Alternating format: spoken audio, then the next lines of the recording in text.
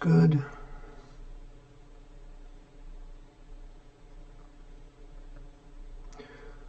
All right. Okay, bear with me as I'm setting up some of the display here for myself.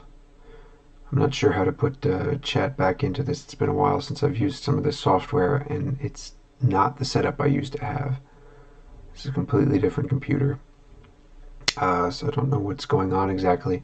But most importantly, can you hear me, or am I just talking to myself?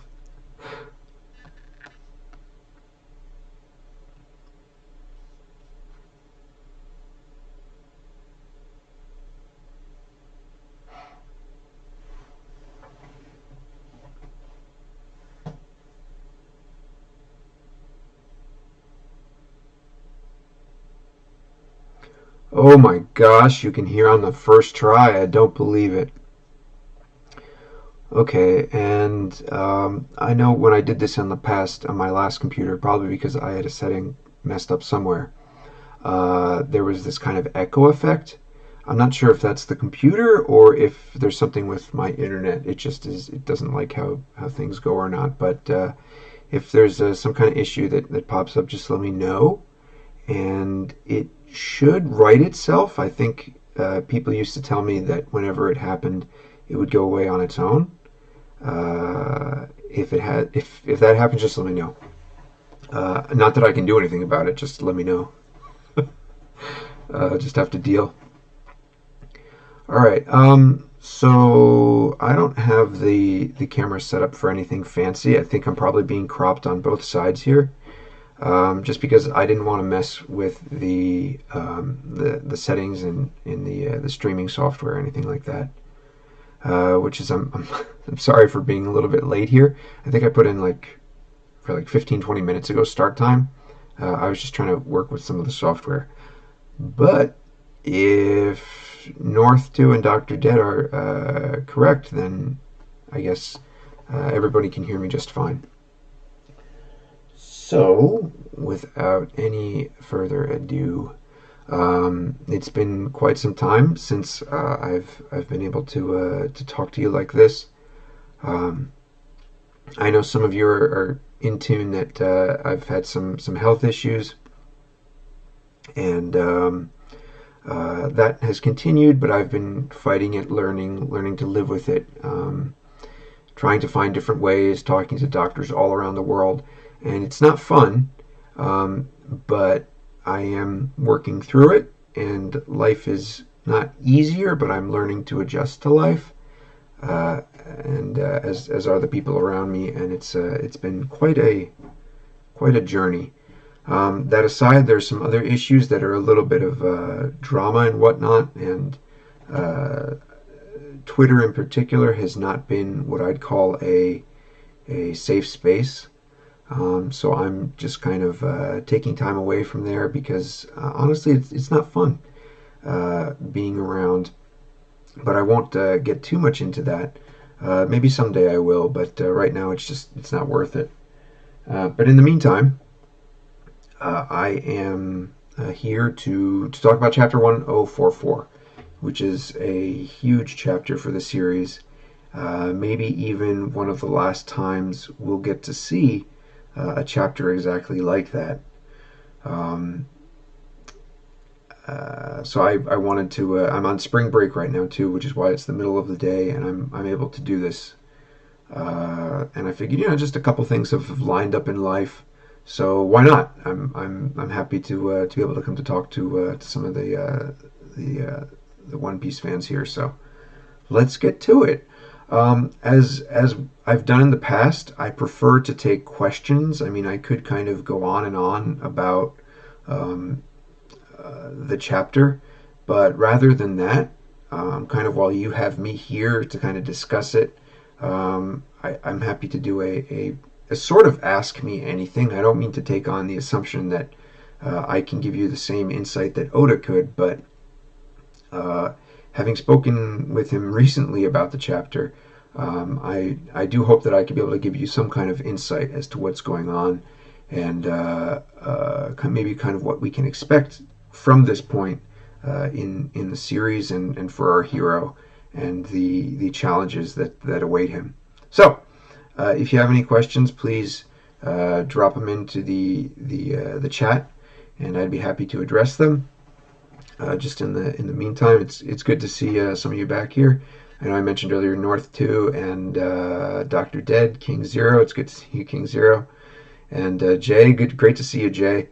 And Acrolance. Oh, all right. It's good to see a lot of people back here, and to just be able to discuss One Piece with you.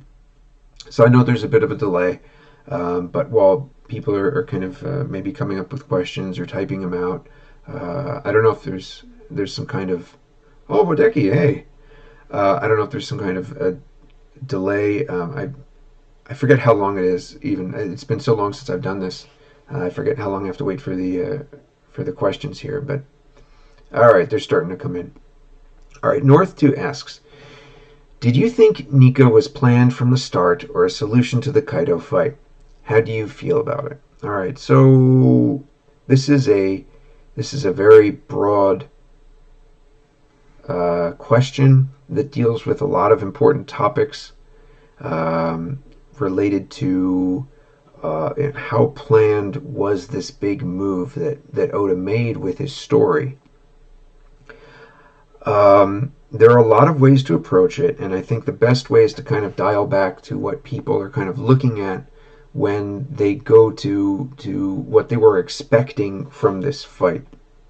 And it was something that Oda said, I believe, if I recall correctly, it was a Jump Festa where he said something about, like, even I don't know how this fight will end. And people were kind of taking that as gospel, as kind of like, what Oda's saying is even he doesn't know how he's going to write the end of this story for this particular arc. I would be careful what I believe that Oda says. Not that he directly lies to people, but he is a showman. And in being a showman, he likes to present certain truths from a certain point of view. And I know that the quote-unquote certain point of view, from a certain point of view, is kind of a loaded thing to say. Some people associate it with something negative. Just keep in mind that it's Oda's job to be a BS artist. And by BS, I mean BS. Like, it's his job to kind of present the reality of a situation to us in the story from that point of view. That's what every storyteller does. They're not going to present you with the end of the story at the beginning. Otherwise, they have nothing left to do. So when Oda said that, when he said, I don't know how the fight will end, how much did he or didn't he know about what's occurring right now in the story, i.e., Luffy having this transformation that he's calling Gear 5th. All right. I believe very strongly that what Oda had in mind when he said that was he didn't know exactly how he's going to portray the end of what's occurring right now, how he's going to draw it all out. However, I do strongly believe that he knew exactly how he wanted the solution to present itself, which is to say, I believe very strongly that he knew Nika was going to be a part of the story, and that the Gum Gum fruit did have this other side to it, arguably the first side to it. Depending, and that's a whole other discussion. I've talked a little bit about that at Arlong Park forums, but I do believe that from a very early point in the story, Oda knew that this is what he wanted to do with the character of Luffy and the reality of the Gum Gum fruit. Having zone qualities, if not being a zone itself from the just plain flat zone. I do not believe that personally myself. Again, that's kind of a different discussion, but related. I believe it's something other than that. We'll put it in another category for the time being. but I do believe that the appearance of Gear Fifth like this was something that was planned. If you look to one of the, I believe it was the animators, perhaps even the director of the anime at the time that Gear Fourth appeared, he mentioned that there is an aspect of the design to Gear Fourth that is kind of a secret of the devil fruit.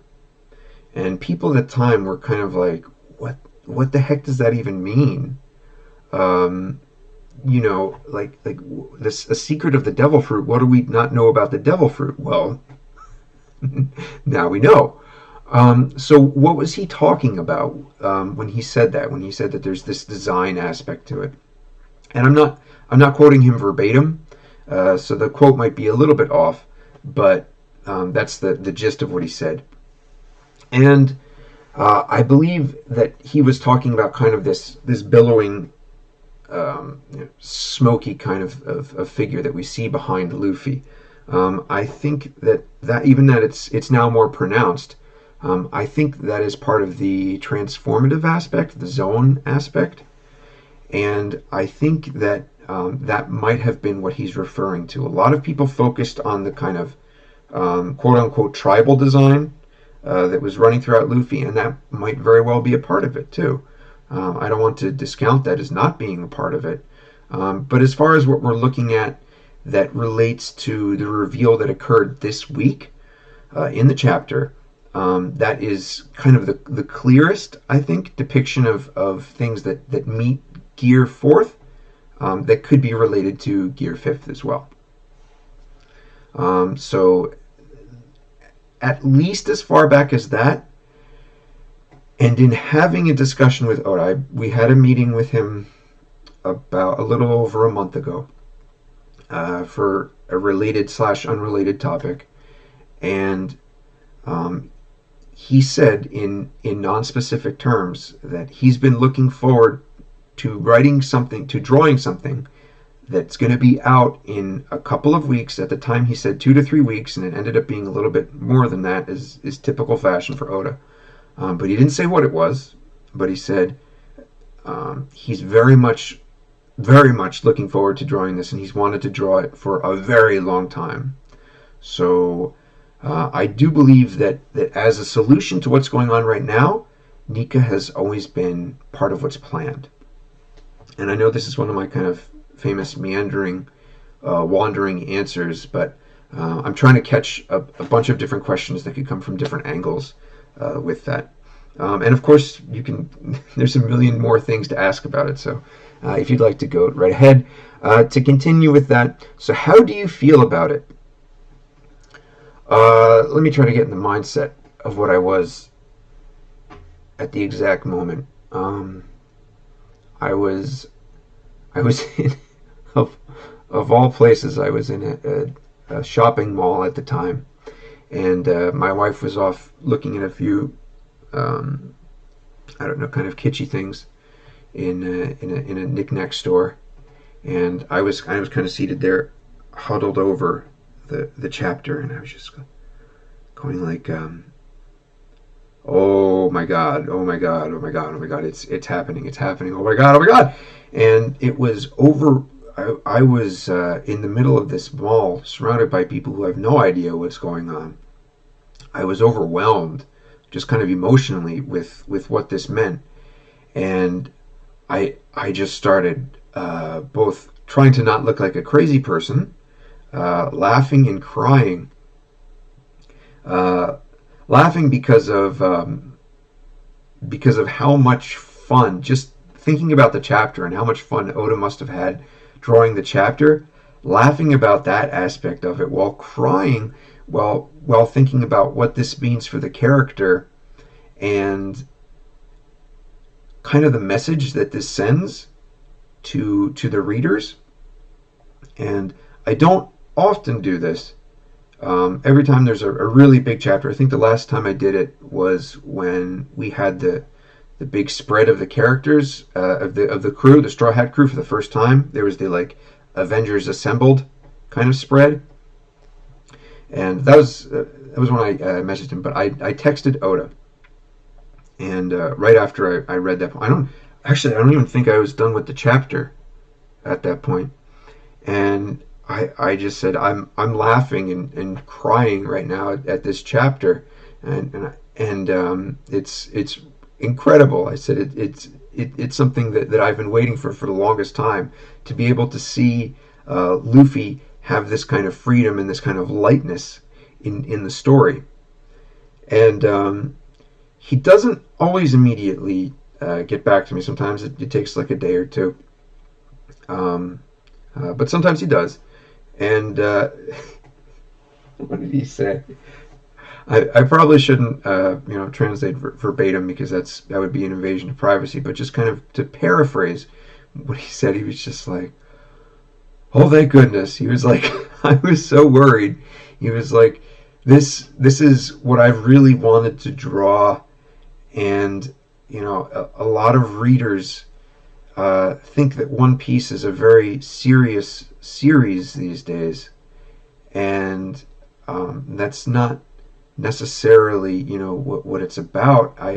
I want this series to be about having fun and showing fun, and I was worried when I put the chapter out that people were going to be upset, and yes, people are definitely upset.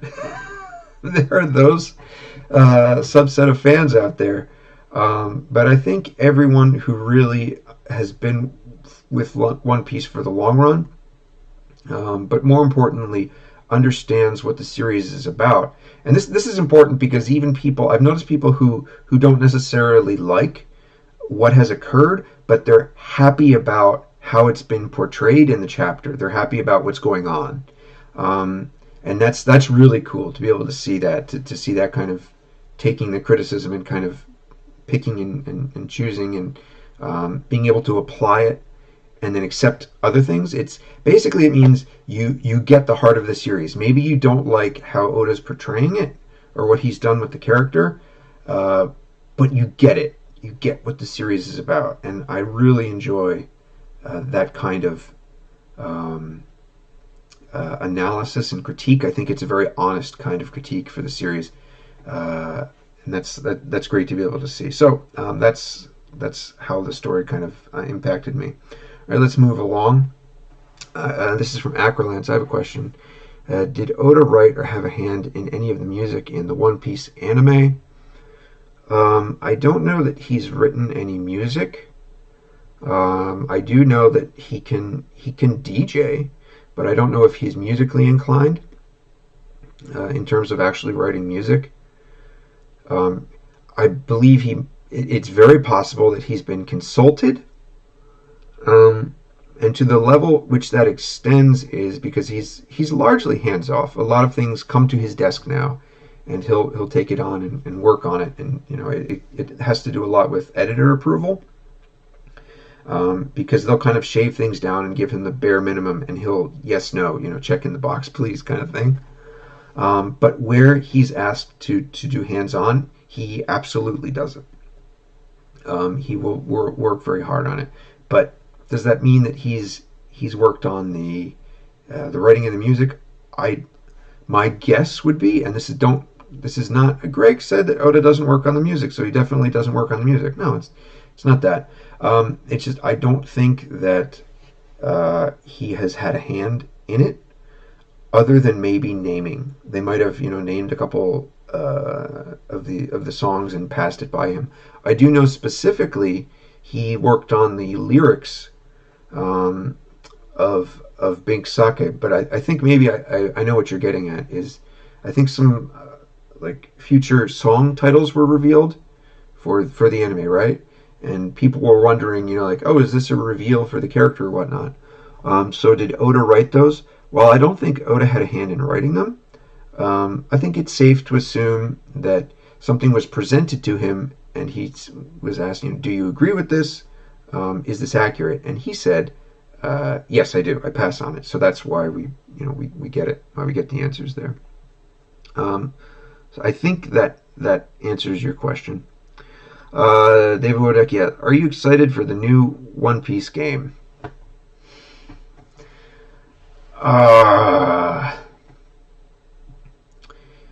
It's hard for me to get excited for a One Piece game when the first images you see of it are the crew decked out in the standard New World outfits, because it looks so cookie cutter.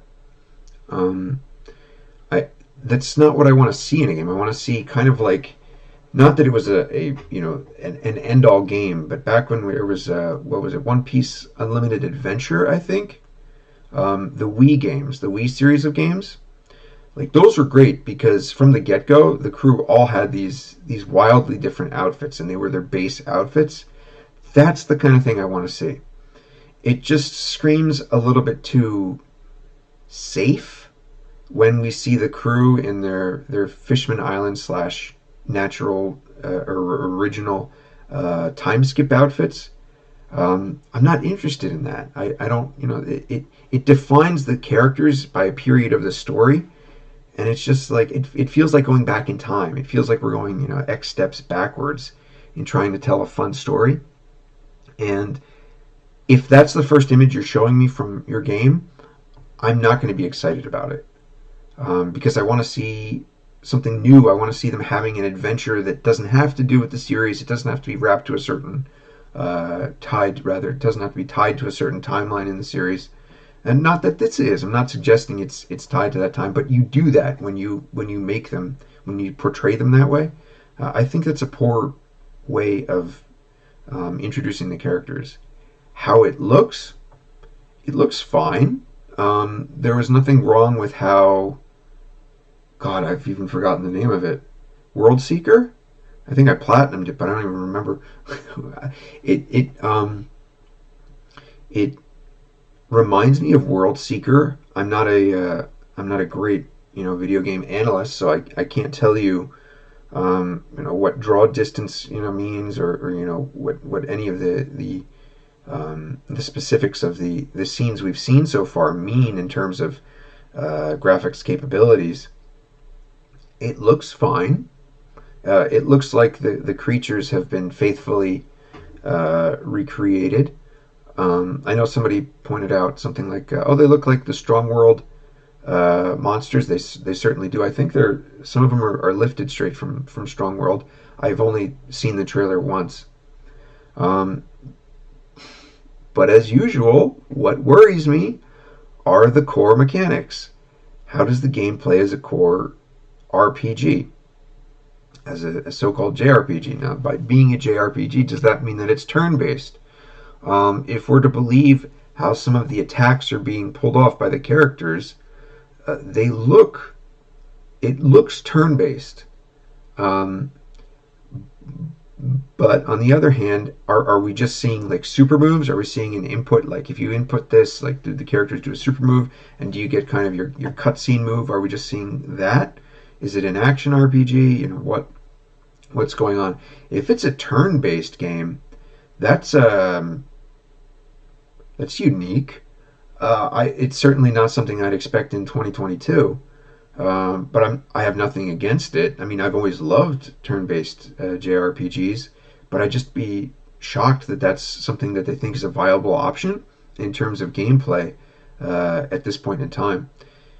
If it is turn-based, that gives me a lot more hope because it means the mechanics can be simplified, and you can have a lot of characters with different abilities, like the Straw Hats, able to pull off all of their moves in a much more streamlined way, rather than kind of shove all of the mechanics into a gameplay style that fits, I guess, 9 or 10 wildly different play styles, which is what they've tried to do in previous iterations, and it really doesn't work. It's why kind of one of the best ways to portray the Straw Hats in a video game has been the Dynasty Warriors kind of format, which is why Pirate Warriors is such a great choice. I'm not saying it's the end-all One Piece game, but it's a very easy way to portray all of these characters, even outside the Straw Hats, with wildly different play styles and mechanics in a easy to pick up, easy to play game. When you start going with a leveling system and you start going with a world that needs to be soft gated for terms of progression, that's where things can get very sloppy very quickly. Look at how hard it is just to make something like Breath of the Wild, where you have one character with one. It's not a I guess move set, but repertoire of moves and mechanics. Now multiply that by characters who are ranged, who are close combat, who are tanky, who are ranged and close combat. That gets to be a very messy kind of game, especially for balance. And if you don't have balance, you don't have a fun game.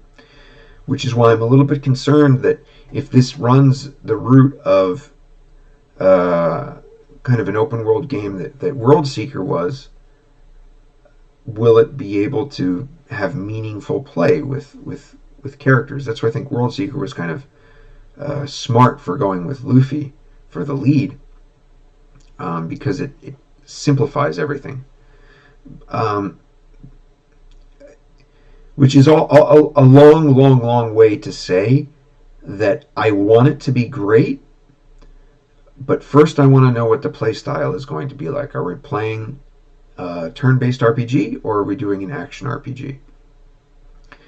Action RPG has me a little bit more hesitant, just because of what that means for the gameplay. But turn-based RPG has me worried for an entirely different reason, that being, will it have broad appeal in the year 2022, especially in an expensive-looking game such as this, where you're going to have a lot of different character models for the different monsters. Because, man, every different monster that Oda cooks up, that's a wildly different model and then set of moves and mechanics that you have to create for that enemy type. It doesn't make it easy to do palette swaps when you have crazy designs like Oda does. So, I don't know, kind of looking at this from that viewpoint, they have an uphill battle. I hope it goes well for them. History is not necessarily on their side. I think they'd be much better off with something like a Fighter Z kind of thing, or even a Power Stone kind of. God, what was the name of the series? Storm Battle? Was that what it was? That the early One Piece games, the kind of battle, the brawler games. All of those were very successful, but I think they were a little bit ahead of their time. But that's where I stand on that. All right. Jay asks, how did you feel about the chapter when Roger and Oden go to Laugh-Tale, and in that panel they laugh? Is there a correlation between Laugh-Tale and Luffy's Devil Fruit? Yeah, that is something I've been thinking about. What we're learning is that, as we've known all along, is that Oda's ability, technically Oda's ability, through Luffy, is to be able to make friends. And I'm not saying that Laugh-Tale of the One Piece is going to be the friends you made along the way. I'm not suggesting that, but that's been his greatest ability. And how does he do that? Well, he's a funny guy. He does funny things. He says funny things, and he's able to make friends very quickly because of that. Even very stoic characters. I think one of the great scenes in the series is where you have the stoic Alabaster Guard. I guess maybe the Royal Guard even. We never get a name for what they are, but probably the Royal Guard. They're in there during the party, and they're in there standing like this, and they're kind of side-eyeing what's going on. And within the span of a panel, some time has passed, but within the span of a panel, suddenly they're laughing out loud. And that's a great way to show Luffy's power. So we now come to this revelation that he has this ability that is so out there that, like I said, my first reaction was I just started laughing, partly because I was so happy about Luffy, but to see him do what he does is whoa my god, he just manhandled Kaido in dragon form and two, like he's going, full mask with these, and mask is even that's of my generation, but he's going full, what's the tale, like Red Hot Robin Hood, eyes bugging out, kind of thing. Uh, Doing that, I think, is going to have an effect across the characters, and um, did Nika, Joy Boy, were they able to leave something behind that was silly or part of that kind of exudes that kind of behavior that we're seeing on play right now? Was the land morphed into something strange and into a, I don't know, I'm going to say something ridiculous because it has to be ridiculous, but was the land morphed into a giant smiley face, or was something left behind that shows how silly this character could be, or how fun they could be? Did that have something to do with it? What is the source of the laugh? Is it something? Is it an ironic laugh? Which is, I think if it's an ironic laugh, there's a little bit of pessimism that goes along with that, which I don't think Oda would put into this story at that point. So I don't necessarily know if it's an ironic laugh, but or is it something that's just so messed up that you can't? You're expecting this very serious thing, you just see this silly thing, and all you can do is laugh. I tend to think it's something more like that, but I think that also depends on whether or not context is necessary to understand it. At that point in the story, did Roger know the history of the world?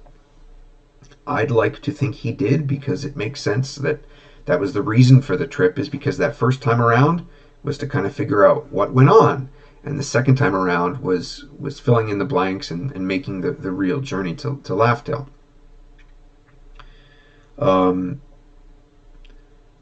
So did he need that knowledge in order to laugh at what he saw? And why would supposedly that same knowledge move someone like Shanks to tears if that is related? If it is related, it's been presented to us as if we're supposed to believe that it's related. It may not be. I tend to think it is, because that seems to be a deliberate choice on Oda's part. But why would something that makes one person laugh out loud make another person cry? If we can kind of keep asking ourselves as we move along in the story, maybe we can get a better picture of what occurred. But do I think there's a relation between Laughdale and the Devil Fruit? Yes, I do.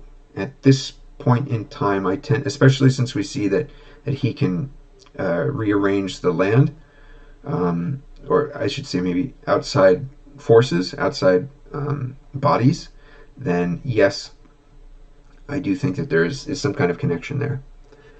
Ronki Oda D3rd asks, Greg, is there any plot lines Oda set up in Wano that you think were set up that may not be picked up for either lack of time or a different direction Oda wanted to go? Great question, because this is exactly the kind of thing that happened in Dressrosa, where we had Greenbit introduced. Greenbit was going to be a story all of its own, and we even had the heavily intimated connection between the Tontata and the Doflamingo family, where they had been enslaved by the family, and they had this kind of history going on, and we're set up with a devil fruit user who is of this family, of this line that has been enslaved by that had previously been enslaved by the Doflamingo family, that has, by coincidence, I'm sure, the string fruit, or not the string fruit, the so fruit, who can sow things, and he's basically Doflamingo's natural enemy, like Luffy is to Enel. And it just seemed like something so perfect for not a redemption, but kind of a revenge story, and we never got it. It never pulled through, which is a shame. So is something like that occurring on Wano? I think the biggest, in my mind, the biggest candidate for that story right now would be Zoro's past.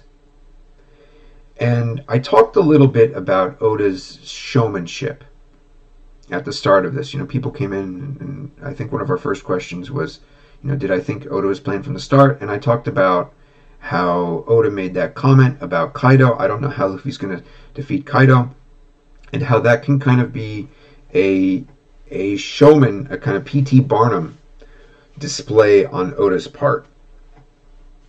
And I think he's done that same kind of strategy with Zoro's lineage.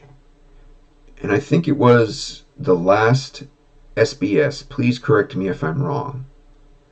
But I think in the last SBS he mentioned something like, "Oh yeah, maybe this character has something to do." It was talking about the daimyos that were locked up in the cave with Yamato, and it was like maybe they have something to do with Zoro's past or something. He looks very similar to him. Am I going to explore that in the manga? I don't know. We'll see. I feel very strongly that Oda put that out there to get a fan reaction. I think he wanted fans to be like, "What? There's no way you can't touch on that. Come on, you got to answer our questions." And he's looking for a lot of fan mail or fan responses that to the end that, "Come on, you got to tell us about Zoro. We want to know about Zoro." Because maybe he doesn't think it's important, but I think he wants to. I think he was doing a litmus test for fans to see if there was any desire for getting that the question that's on everybody's mind resolved about Zoro. I think I figured out the whole Zoro thing.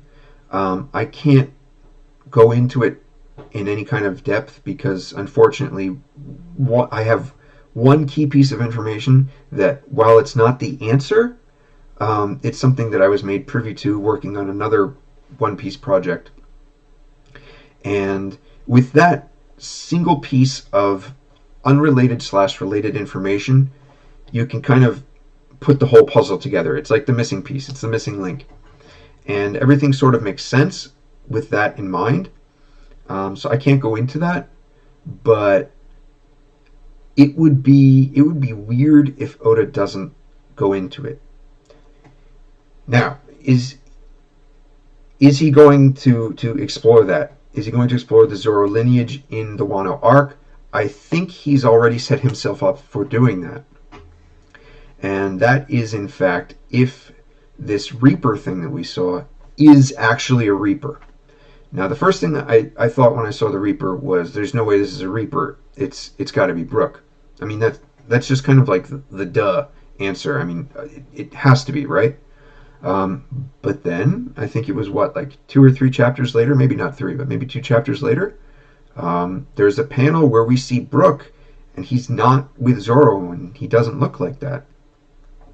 So, okay, the next thing in my mind was, what is the most logical, illogical explanation for this? And the next thing I came to was Caribou. It's got to be Caribou. Caribou found some bones on the battlefield, and he's literally holding. He's got his hands on bones, and he's got a bone, helmet on, and he's going around like, "Brrr." And why is he doing that? Because he doesn't want to get killed. I thought Caribou was down below. It would have been easy for him to kind of catch a ride on Momo when Momo went up. We have that scene where Momo's crashing through everything and it's kind of chaotic. Perfect time for him to kind of get off and then make his way over there. Greg, why did he know that? Why did he want to get there? Why was he going to Zoro? I don't know. I can't explain that. All I can say is trying to think how this seemingly illogical event could be made logical. That was the biggest thing in my mind. Also, we've seen Caribou in the past using a scythe. It's not the same scythe, but we've seen him using one. So he would seem like a character who would use it to his advantage, to kind of manipulate others so that he can survive that way on the battlefield. As for why he went to Zoro and then why he's later nowhere to be seen, I do not know. All right, that was my kind of justification for it. Now, what if it is actually a Reaper? There is justification for the land of the dead. We do know that Yomi exists. Yomi is, I think, the name that is even given by Brook. Yomi is the Japanese name for the land of the dead. It's kind of like a Hades kind of thing. It's not necessarily hell, but it's just the land of the dead. It's where the dead go. That is a thing that exists. Spirits are a thing that exist, and souls are a thing that exist in the series. We know that souls can be moved, souls can be manipulated, controlled, and we know that they can come back to their body if they have even a devil fruit. So, if we are to believe that there is some way for souls to get to their bodies, and I see my computer is slowly dying, so I'm just going to keep talking while I get my charger ready here. If I do have it. There it is.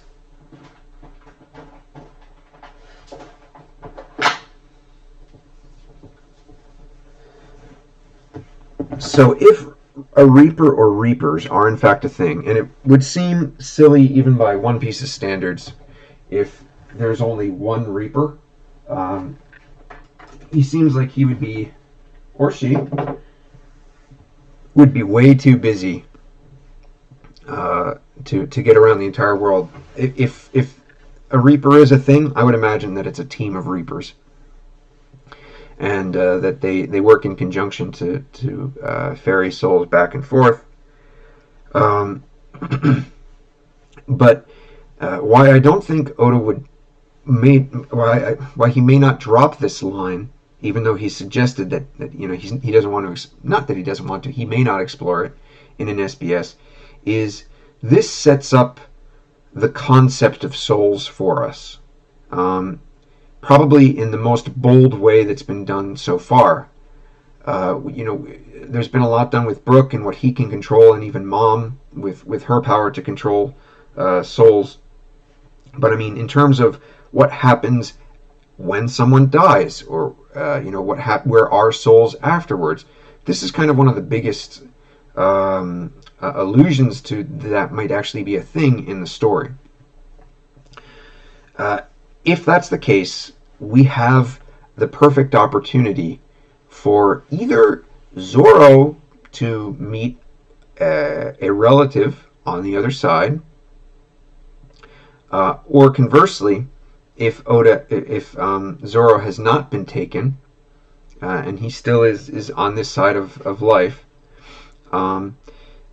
there is a chance that his ancestor's soul may be able to meet with him because of the festival, because of the fire festival.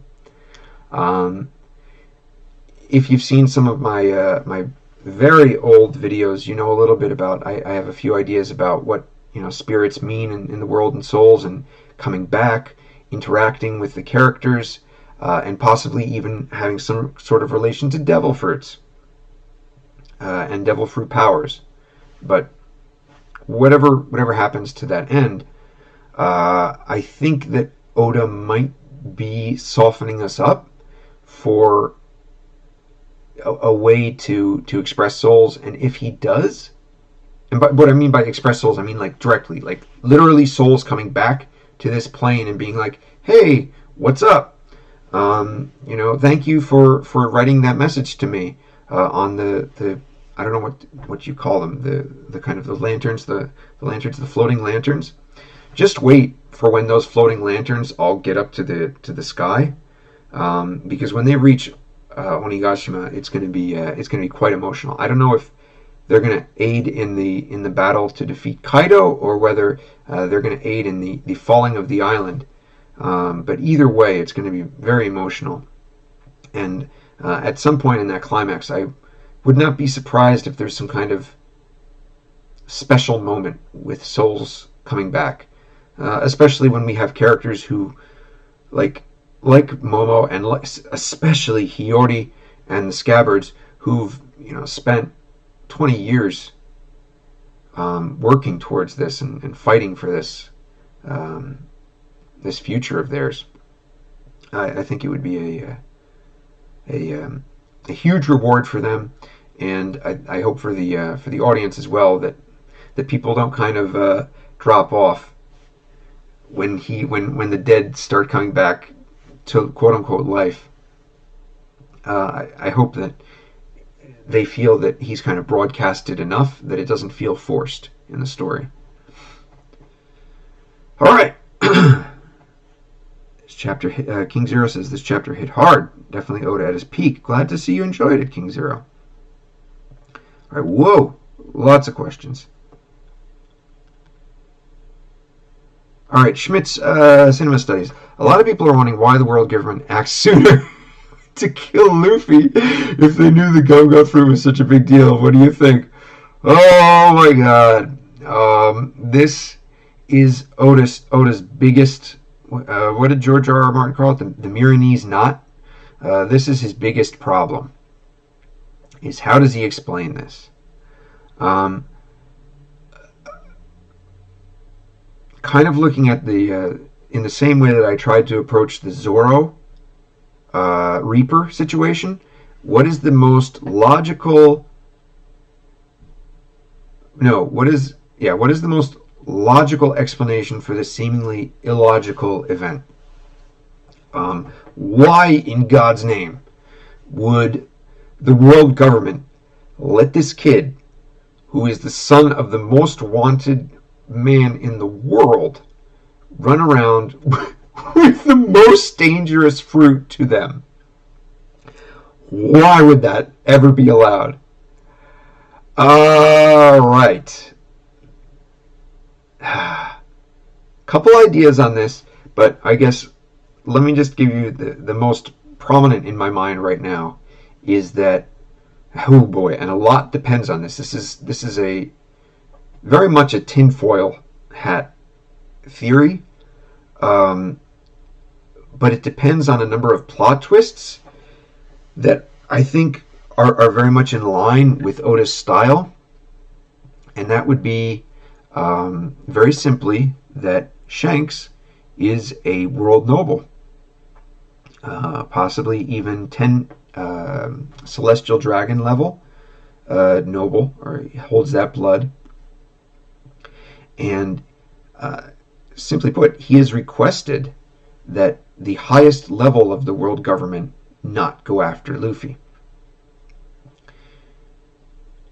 Now, at face value, this is problematic for a number of reasons, or this would be problematic. First and foremost, because let's talk about the story and what would be important for the story. First and foremost, the problem would be, does it cheapen Luffy's journey because he's protected? My argument would be no, because he's not protected any more than any other pirate necessarily is. You have the world government who has these entities that are defined as the four emperors, right? And while they have bounties, they're wanted. If they were to leave power, it would be good for the world government. But they're not actively seeking them any more than a bounty. In other words, they're not united in a front to go stop Kaido, or united on a front to go stop Blackbeard or Big Mom. Beyond the bounty and the wanted dead or alive, there's no movement to go kill them. All right. So same for Luffy. While you have the Marines who are actively trying to stop him, and at certain junctions have performed moves like the Buster Call, which was actually, technically done in mistake, and not on purpose. And I don't even at the time, I don't even know if, I don't recall if the world government was even, or the Marines rather, were aware of all of the details that were going on. I forget if that was even a link that was made at the time. Not that it hinges on that or not. It just I don't even know if they were even aware of it. But the point of this would be is the Marines are free to do whatever they want, and the world government, if it has a need to, that is to say, if Luffy is directly assaulting the center of power, then they will go after them. The world government would, the revered stars would put down an order to attack him. But otherwise, they treat Luffy pretty much the same as any other pirate without going directly after him, without taking every of one of their forces and directing them at him. The one time they did that was Whitebeard, when they knew they were pulling in Whitebeard. But are they being prevented from doing that because of Shanks asking a favor? And I know this sounds a little bit wide-reaching, but it has to be something of that level that holds their hand, unless they weren't privy to some kind of information. And it seems ridiculous that if at the very least, after Marineford, they didn't know that Luffy had that power. You can kind of make arguments that say, well, the first time we see them holding his bounty and they're like, oh, he's a troublesome one. You can make the argument that maybe the information about his fruit hadn't traveled up the line. It's a okay argument. It's still flimsy. It's not going to please a lot of people, but it's there. It exists. But it's absurd to think that after Marineford they didn't know what they were dealing with. I mean, that's ridiculous. And what's more, he proved to be a danger there as well. I mean, he did rescue Ace. Unfortunate ending there, but he did succeed in kind of overthrowing them to that extent. It would have to be something that controls the revered stars and holds their hand. Stays their hand, rather. Okay. So Luffy hasn't been protected. His journey has been earned. All right, but they haven't been actively going after him any more than any other emperor. That makes sense to that point. But here's where it wouldn't make sense. If Shanks's request to them would have to be in line with anything that or Imu, I don't know how it's going to be, I don't know how I want to say that, has to be in line with what that character demands of them. That is to say, Shanks asks that of the revered stars, and they're like, okay. But they're going to need to run that by Im. And if Im gives it the okay, then that's fine. If Im doesn't give it the okay, then it doesn't make any sense for them to not put everything they have into stopping that fruit. All right?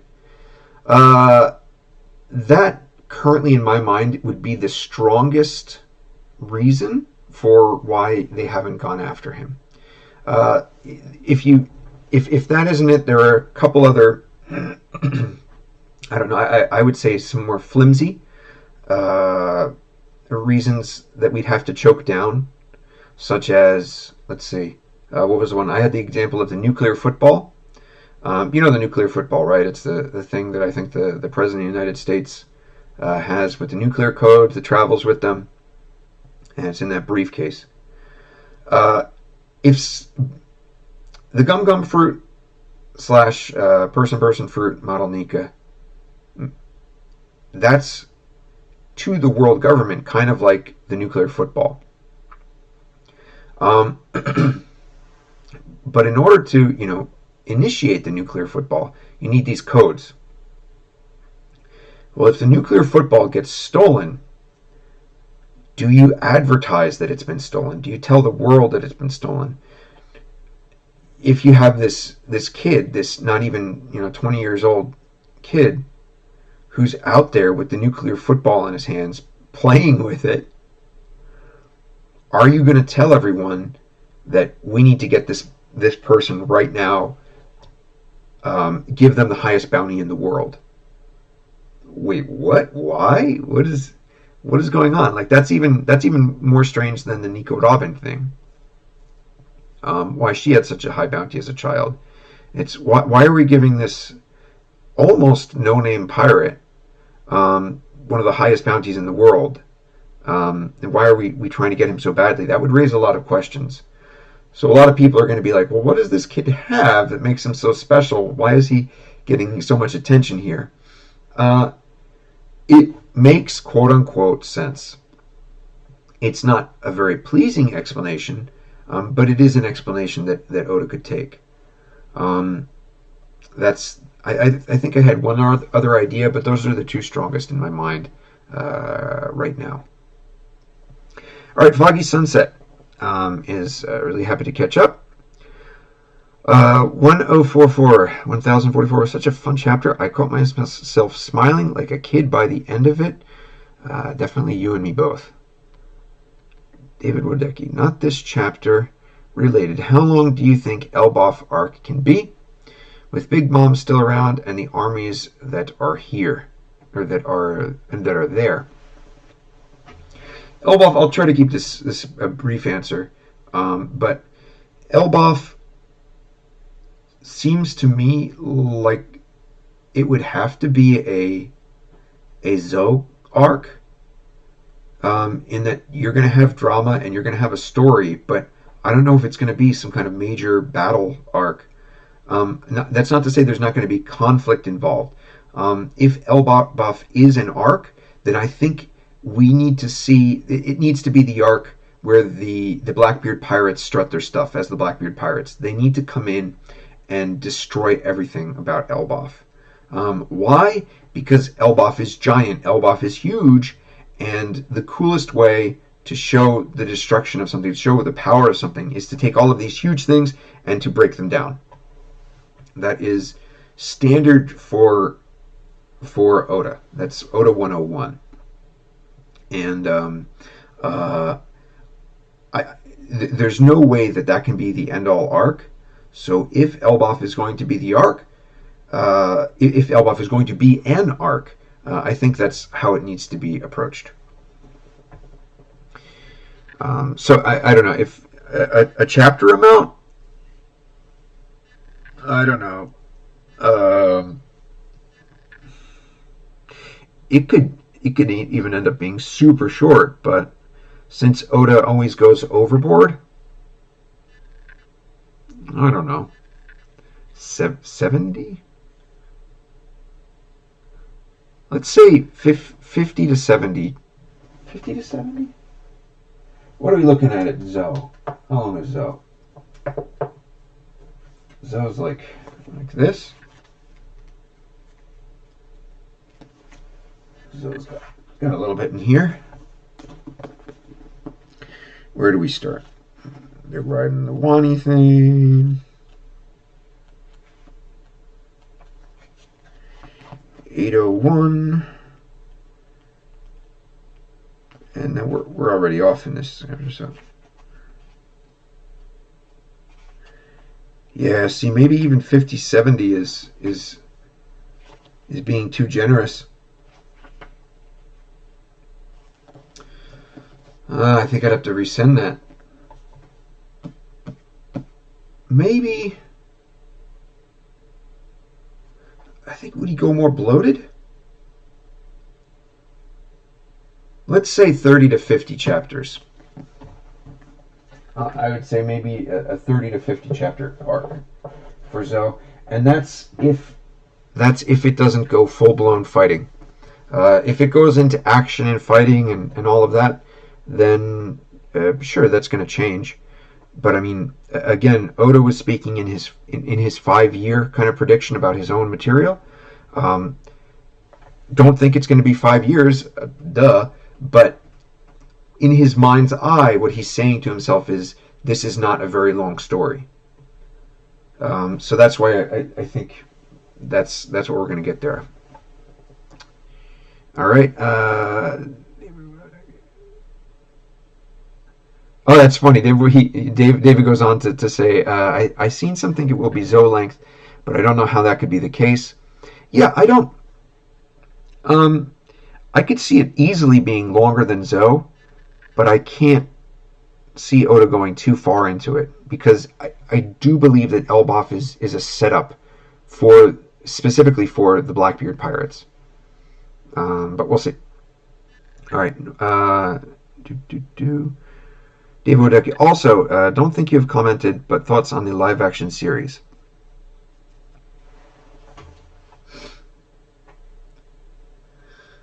There are a lot of ways you could take what I'm about to say, and the only thing I would ask is that you not take it the wrong way, and that is to say a negative way, or basically a negative way. But the less I say about it, the better for everyone at this point in time. I know I've been a little bit free to comment about thoughts on the live action in the past, about the direction it's going, especially when we first started hearing some news about it. But at this point in time, probably the more I keep my mouth shut on the topic is better for everyone. And again, I beg that you take that not in a negative way or a antagonistic way. Just at face value, the less I say about it is probably better at this point in time. Yeah, that's kind of, I think, where I need to leave that at this point. And I apologize that, especially since it's been a long time since I've been commentating. But for right now, I think that's a good place. Big Mac, do you think Oda was inspired by the Super Saiyan when designing Fifth Gear? How do you not be inspired by the Super Saiyan? Super Saiyan is like it's the power up for all time. It is the greatest of power ups.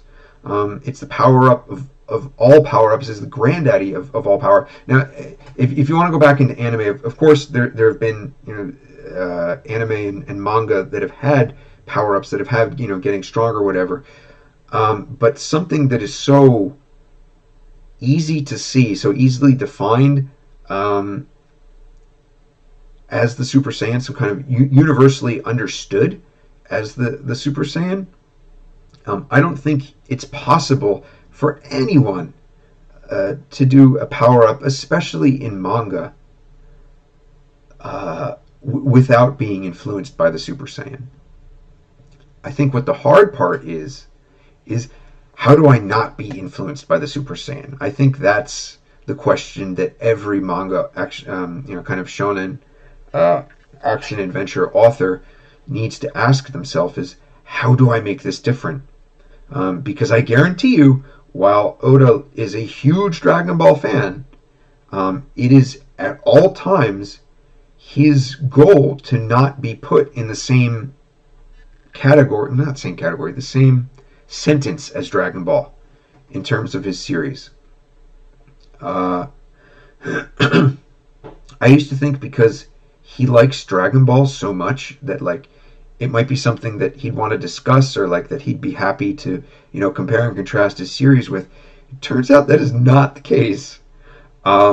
He is very defensive of the originality of his series, and it almost is disappointing when he finds out that people are like, oh, this is just like Dragon Ball, or that's just like Dragon Ball, because he's constantly trying to be different. And some of you might ask, well, like, how's that even possible if you have an author who's doing a series who is so influenced by it, has expressed his love for it, has drawn the main character of the series, has done a collaboration with the author of Dragon Ball, how's it evolved? It's very much a rivalry / kind of pride thing, and I get it. He loves it, but he wants to be his own thing. I understand. I can get that. So was he influenced by it? Was he inspired? Yes, but only in a sense to do something different, if you know what I mean. He wants you to look at what Luffy looks like right now, and think of it only as Luffy, not as what does this look like compared to a Super Saiyan. Guys, that is such a hard job.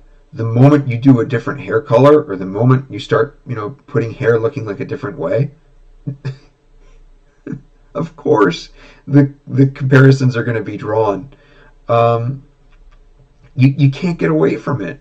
But I guess that's just how much he wanted to depict the character that way, and how much he believes that the design of Nika is important to the story.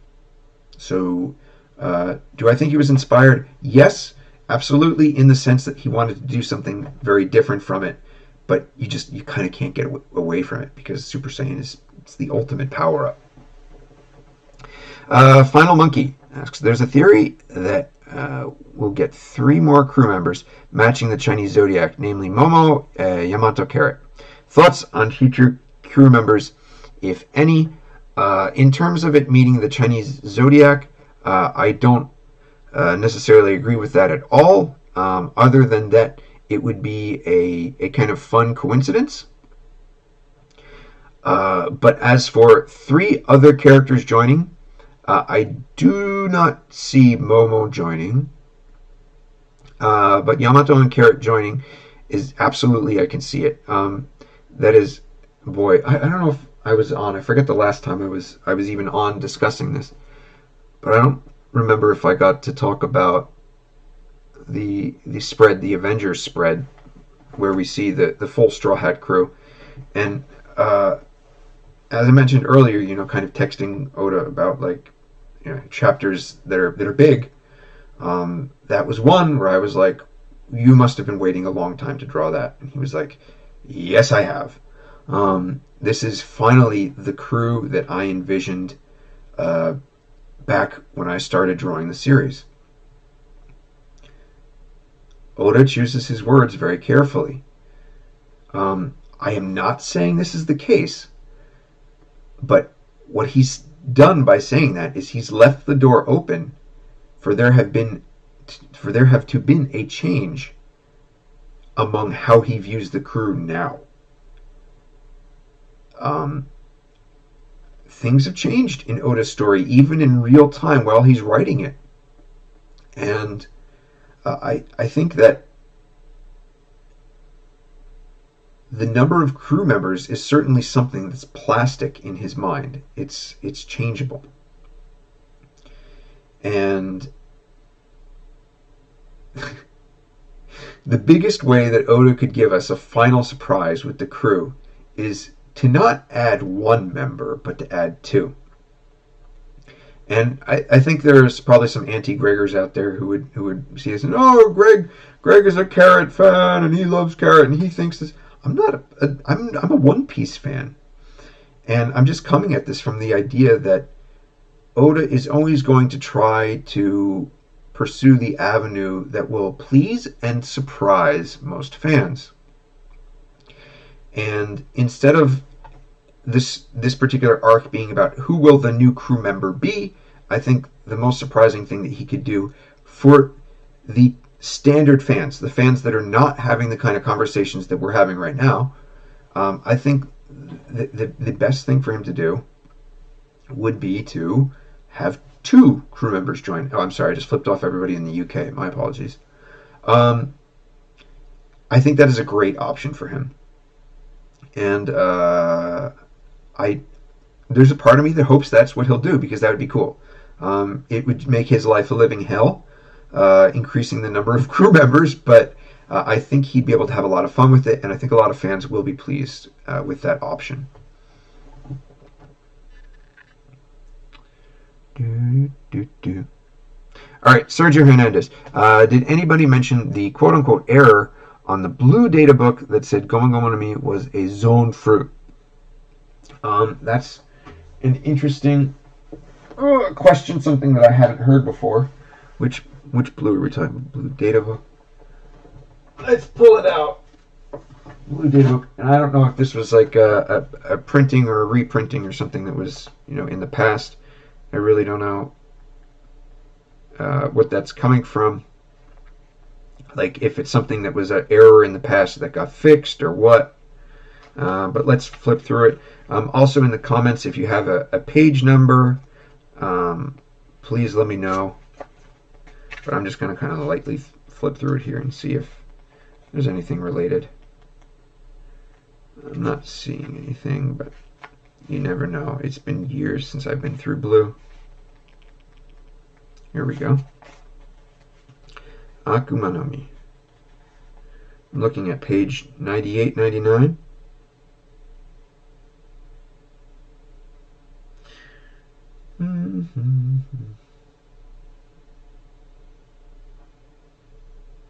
I'm not seeing anything specific. Let's see. Noryoksha. Gomogomonomi.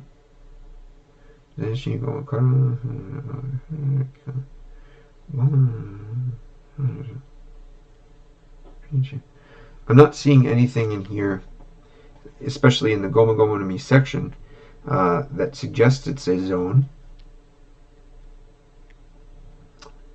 But let's just check out in the comments. Let's see if anybody has anything to say. I'm going to skip ahead here. Let's see. I don't see anything down here yet. So let's put a pin in that and come back to that. Okay, let's see where we are in questions. Okay, Acrolance. I don't keep up with the music titles. We were talking about titles of music a little bit ago, and for the anime. Going back to the music, Overtaken has the drums. Do you think Oda back then requested drum music, or was it planned back then? So the drums for when Luffy has this transformation. Because you've got the tone, tone, tone, tone, tone, tone kind of specific beat. That's a really good question. That's something that I'm wondering about, because you look in the Skypiea, the party, and the beat of the drums is the same beat that you're getting from Luffy's heartbeat. Was that deliberately the same? In other words, back then, was Oda like, this is the beat because it's the beat of a drum? Or was that added later? Like, did Oda look back on that scene and think to himself, like, oh yeah, I could use the same beat here? Or, other option, is that just kind of Oda's go-to beat?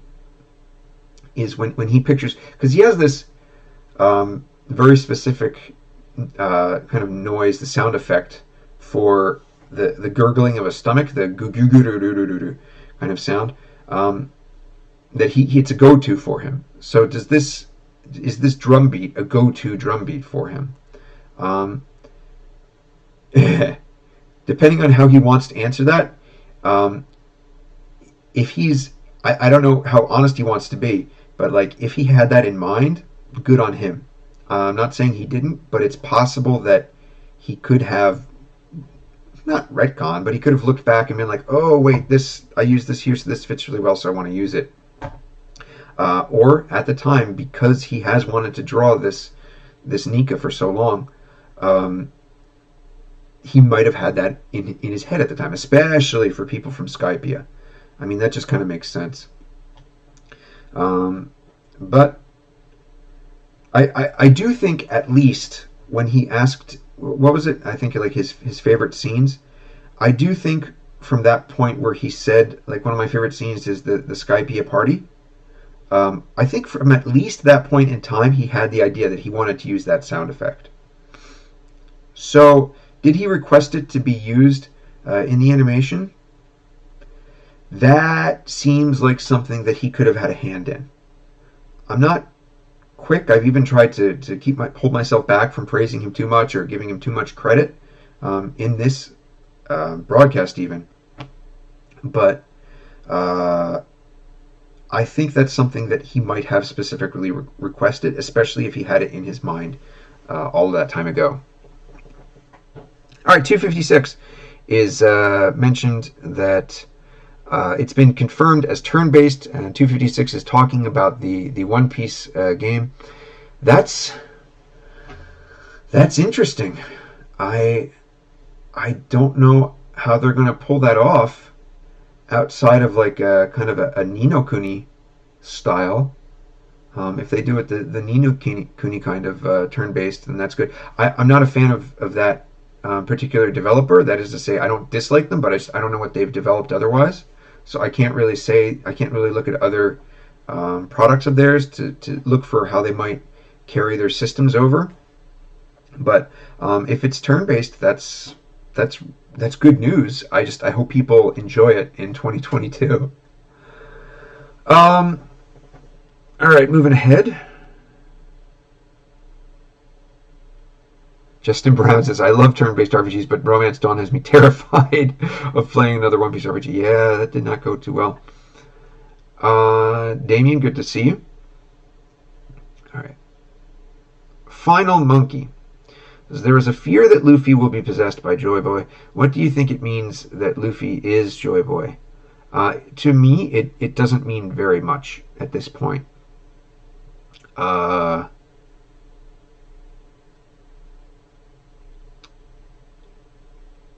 This could be a very messy conversation because it goes into kind of like the what did the stars mean when they said that zones have a mind of their own. Zones have a will of their own. Zones have basically a not will of their own, but just a will, the ishi.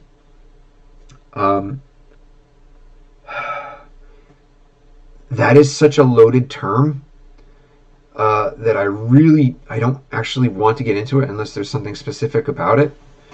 But because there's so much that's not concrete about it at this point. We know that predator zones are bloodthirsty. That makes sense. They have if the zones have a will, that means they can push them in that direction. It makes sense to me if the quote-unquote will can push the user in a direction. It gives them the ability to do something. If the user doesn't have that inherent ability, then it will only go so far. And maybe they won't even accept that push. But Luffy, we know from scene 1, is nuts. And he has a very strong will of his own. That's why scene 1 we see him stabbing himself in order to be a pirate. And then the next thing we see him do is having fun at a party. My God, that party is so important to the story. You have no idea. We have had behind the scenes discussions about like how important it is to feature that party was featured in chapter 1, because it tells you so much about the characters with showing you in such a little space. But anyway, I think that rather than being possessed, the fruit can offer someone with such a strong will as Luffy to go in a certain direction and to take his personality to the extreme. And of course, my doorbell has rung, so I have to go get that.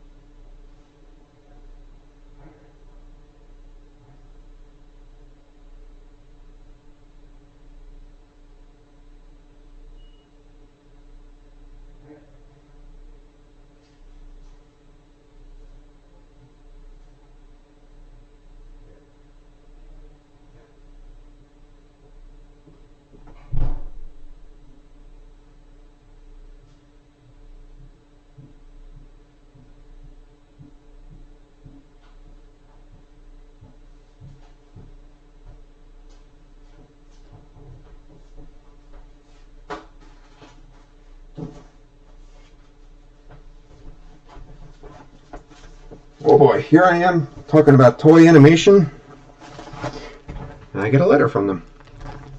All right, we'll look at that later. But this, I think I know what this is. This is kind of cool. This is kind of neat timing. Completely different topic.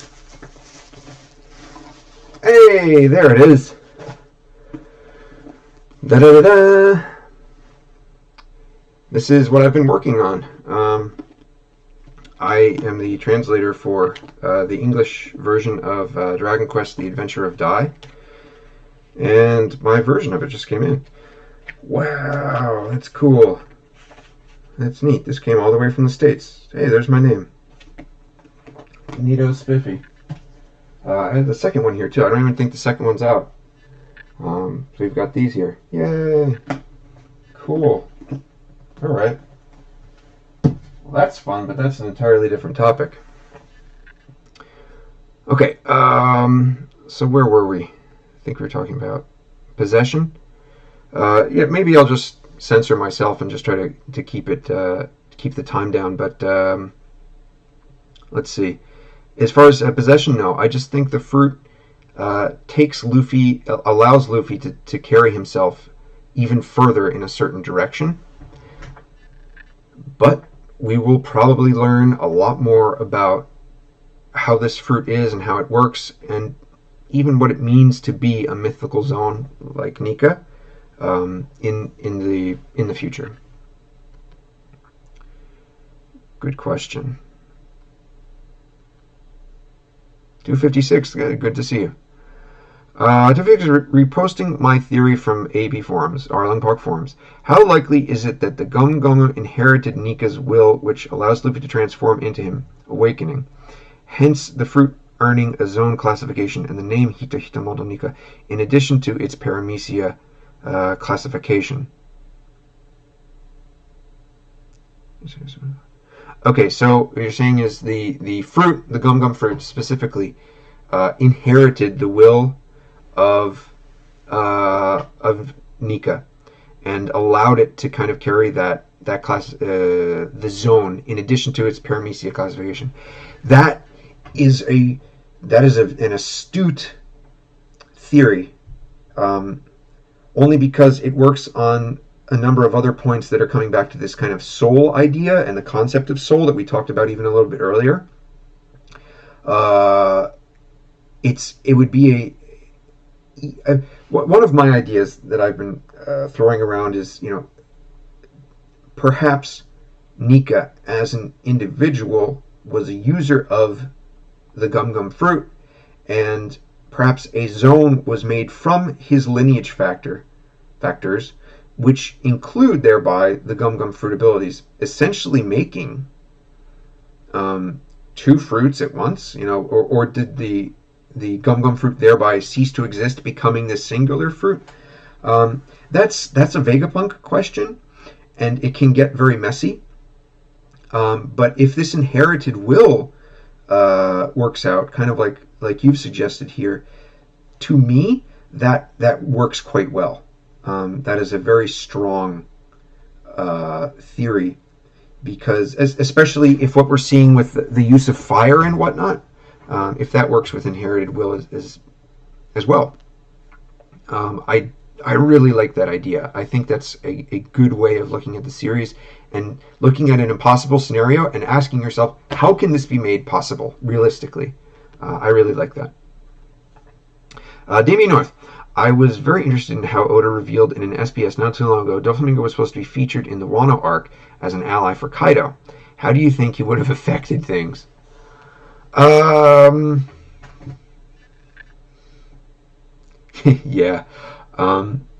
Dressrosa is such an arc that you can tell that Oda was making it up as he went along. On certain levels, I mean, there's things he wanted to do with the character that you can tell he always wanted to do, but the arc as an arc, i.e. being an island unto itself, there's so much he made up on the fly. What would... Oh, man. Doflamingo would have been such a pain in the butt. If Doflamingo was a role in this, I think the arc would have easily have been another year, because not that he was beholden to any law to make all of Doflamingo's crew active in this arc, But I don't think Oda would have allowed himself to have been able to deal with anything fewer than at least 100 extra chapters, because you've got all the baggage of law in there as well. And there's no way he wasn't going to touch that. So it would have been a huge mess. Um, Maybe some people could argue that it would have been an even tighter arc. And if it was, I think it would have been the better for it. But it just would have been so long. I mean, look at how long it is now. And it would have been even longer. Now, if the fights were being played out a little bit differently, yeah, see, I don't know, because basically you'd have Doflamingo and his crew replacing the Tobiropo, and that just doesn't seem as satisfying to me, unless he would have been able to feature them more. But then, how does he realistically make Kaido's crew even stronger? Do you know what I mean? The Tobiropo go a long way to making it believable that Kaido's crew is as powerful as it is.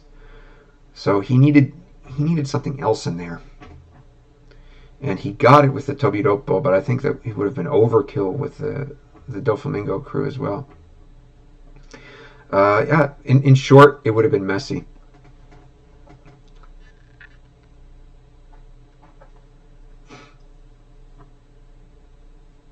Let's see, Justin Brown. Just going down the questions here.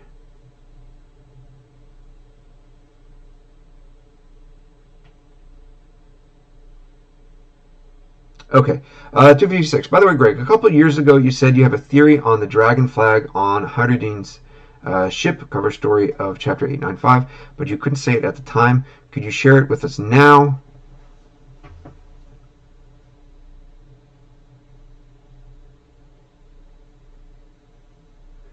Good God, I should write these things down. You guys remember this stuff way better than I do. I'm going to guess. See, I don't know how long ago it was, but I'm going to guess maybe. Oh, wow, yeah, wait. Because Harudine's ship would have been in the cover story, right?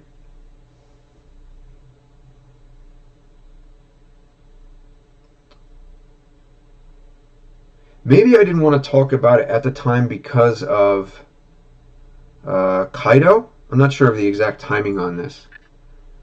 But other than that, I think it would have just been related to like world noble stuff.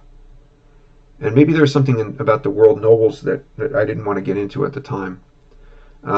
If you can see, yeah, you have all the context there. Yeah, I'm not sure what that was. This is what happens. I should write this stuff down. JThack. Oh, maybe it was about any theories on the giant egg that was on Roger's ship. Maybe something about that. Maybe it was related to that. Because you had this. Where was it? There was some cover story, or not cover story. There was some story where they were getting ingredients for the cake for Mom. And I think there were like knights that they showed near these like eggs and stuff, and the knights were all like dead or something, and they were getting the eggs back. See, I don't know. There's been so much speculation about the egg, and so many ideas about the egg that it's hard for me to think at this point that it would be just an egg, as in like there's something inside it and it hatched. I can't help but wonder if there was some other side to it, or it's Oda's going to say, oh, it was actually, and this is insane, but Oda's like, oh, it's actually the hat of this character that's this little tiny thing that looks like Toad. I mean, something dumb like that. That's not an idea that pleases me, but it just seems like such an Oda thing to do, to be like, to know that the fan base is all pointing in this one direction, that it's this thing or it's that thing, and then be like, man, people have already figured all this out. There's no way I'm going to make it that thing, and then go and do something completely different. That's kind of how we got Nika, is because nobody was really like. I mean, we as recently as a year ago, maybe 2 years ago, nobody was like, Oh yeah, I think Luffy probably has a an actual zone fruit. Maybe somebody on the internet did. I don't know for sure. I mean, the internet's a big place and it's got a lot of people, so somebody's bound to like hit that. But the logic behind it, I don't think anybody really particularly hit on point because that's incredibly difficult to hit. So. Uh,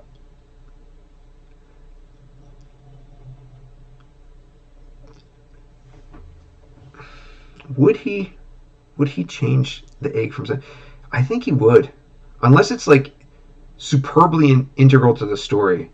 I think that he would change the egg into something ridiculous if people keep going along with theories and saying that it's got to be this or it's got to be that. But as far as my thoughts on it, to eggs and related to dragons and whatnot, um, I, we know that the Tenryubito want dragons. That they had dragons. It's included in their name about dragons. It's on their mark about dragons. Um, Whether their dragons are Eastern or Western style dragons, that's a very different question. The kanji that's used is different. So the kanji for the dragon that was at their bark is a four-legged dragon, and therefore different from the Eastern dragon that we see in the form of Momonosuke and whatnot. Uh, which one did they want? It seems like the Tenryubito wanted what we call dragons, the four-legged uh, dragons with the wings on their back. It seems like that's what they were going for, and that's what they wanted. Uh, Whether that's for weapon purposes, because I think it was something along the lines of they had them as pets. Whether they want them for weapons or not, endgame, that's something different. But what was that egg? Was the egg a dragon? Could it have been something he stole from a celestial dragon, or from that island with the giant eggs for Mom? Yes, it's totally possible. But I don't think. At least there's nothing that's coming to mind that I can't say about dragons or about the egg right now. There's nothing. I don't think there's anything that I can recall, at least, that I have any kind of weird info. Uh, let's see. SR, it's good to see you. Is this going to live be recorded? I'm not sure because I have no idea what's going on with the stream. I was lucky to get it up. Acrolines, have you played One Piece Romance Dawn for either PSP or 3DS? I played Romance Dawn a little bit on PSP, and I gave up on it very soon. I did not really enjoy it. New Yen Master, how do you feel about the theory that the secret dream of both Roger and Luffy is to have a party that encompasses the entire world? How do I feel about that theory? That's my theory. So how do I feel about my theory? I like it a lot. Acrolance, I wish it had more music in depth. It was like beta, honestly. Yellow Monkey 44, you said he has been waiting for a long time to draw Nika. How long do you think he's been waiting? I kind of got into that earlier in the broadcast. Has there been any other sign of Nika in the show? So I got into the details about how long I think he's been waiting to draw it, but has there been any other sign of Nika? It's important that people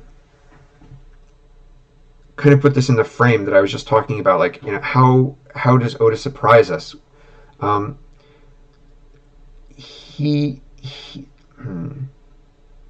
I think, like many authors, if people are able to call something or do call something, there's a little bit of him that doesn't enjoy that. But at the same time, if they read something and they're able to see all the points connecting, that's very satisfying and cathartic for him as a reader, as a creator, and for the readers as well. So, how far do you guys want to go in terms of foreshadowing Nika? Do you want there to have been a singular character drawn in the background called Nika? Or do you want us to have been shown the importance of what Nika is related to the entire series? That's the difference. Does mentioning a name make it better writing than showing you that a symbol is important the entire time? If mentioning a specific name is important to you as a reader for being foreshadowing, you are probably not happy with Nika. I understand that view. I can't disagree with it and say that it's a wrong view, but I can say, if you look at from Oda's perspective, if he's trying to surprise the readers and he's trying to create something that is not so easy to discern, so long as the idea, the hints of a concept or a theme or a symbol being important the entire way through, if they're present, that's way more important. And if you look at the series, the sun has been important the entire way through, from even before the first chapter of One Piece. The proto name of One Piece is Romance Dawn. And I went into a long post at Arlen Bulk Forums about how, what the weight that carries.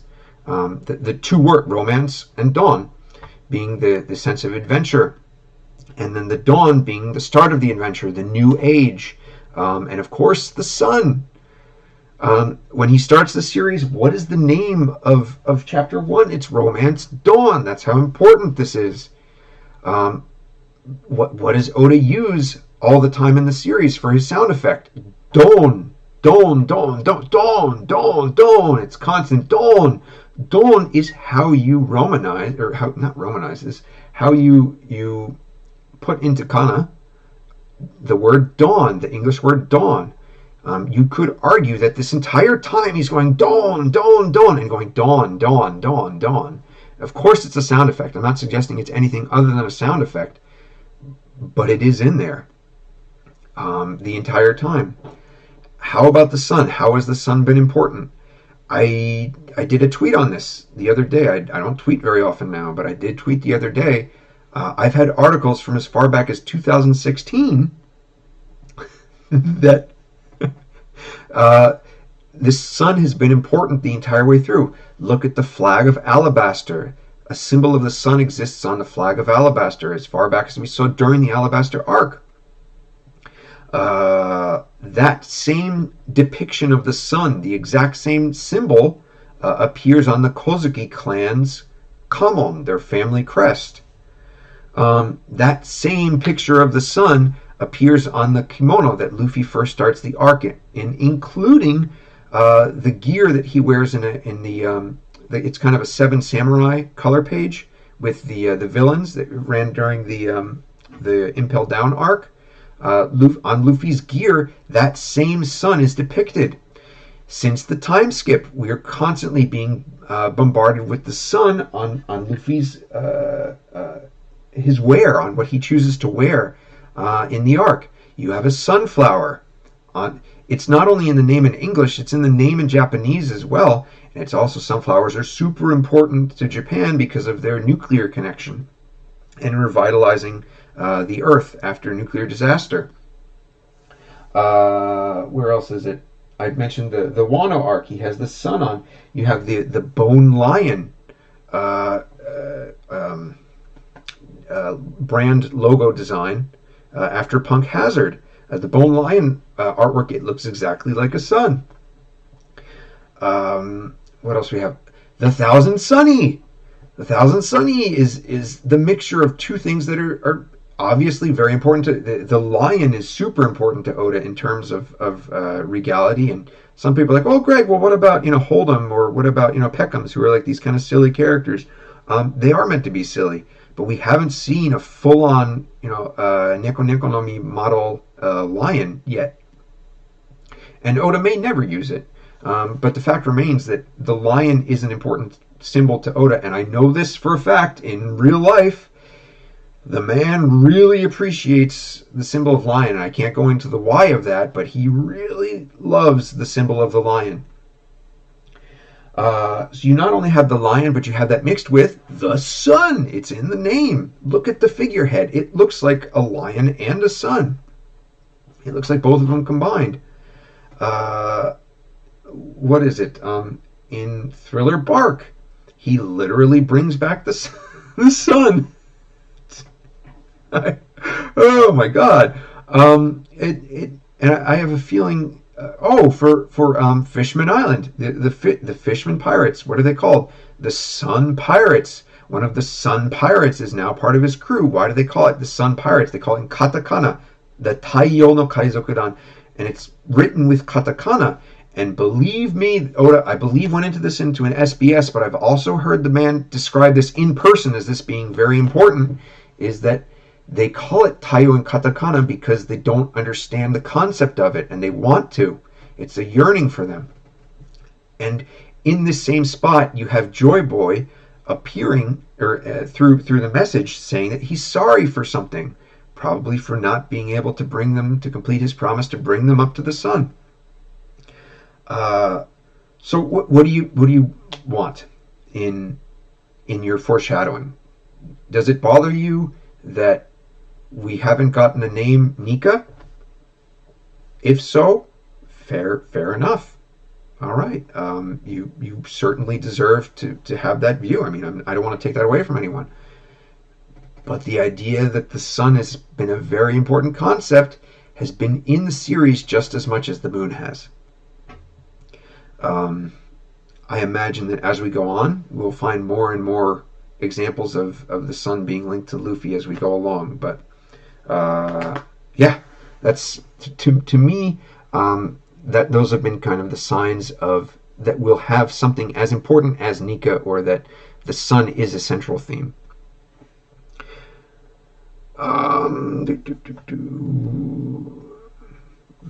Mergentaro asks, or Mergentaro, I apologize for any inappropriate pronunciations. What do you think about Luffy's fruit being characterized as the name of a god? We haven't heard much about the true gods in One Piece, and it feels like a hint to the Void Century won't cover. Yeah, I don't think that Nika is a god at all. I think that the people in the world of One Piece, just as much as in this world, are quick to assign that which they don't understand to the power of a god. I'm not saying something atheist here. Man, there was somebody the other day who was bashing me at where was it? Was it the Worst Gen forums? I think somebody was there, and they misquoted me on something, or they took a part of a quote of mine on something. They were complaining about that I said this or that. Oh, I said there won't be spirits in One Piece or something, which is the exact opposite of what I think. I was arguing another point. And they're like, oh, well, that's typical from an atheist from Western culture. And it's just like, the hell? Who are you to comment on my atheism? Or if I even am an atheist? Long story short, I'm not. But, like, my God, people. So this is not coming from any kind of hating on religion or whatever, but just people are very quick to assign what they don't understand to the power of the cosmos and deities. And we've already seen someone who kind of has the power of what we'd describe as a god in the form of King.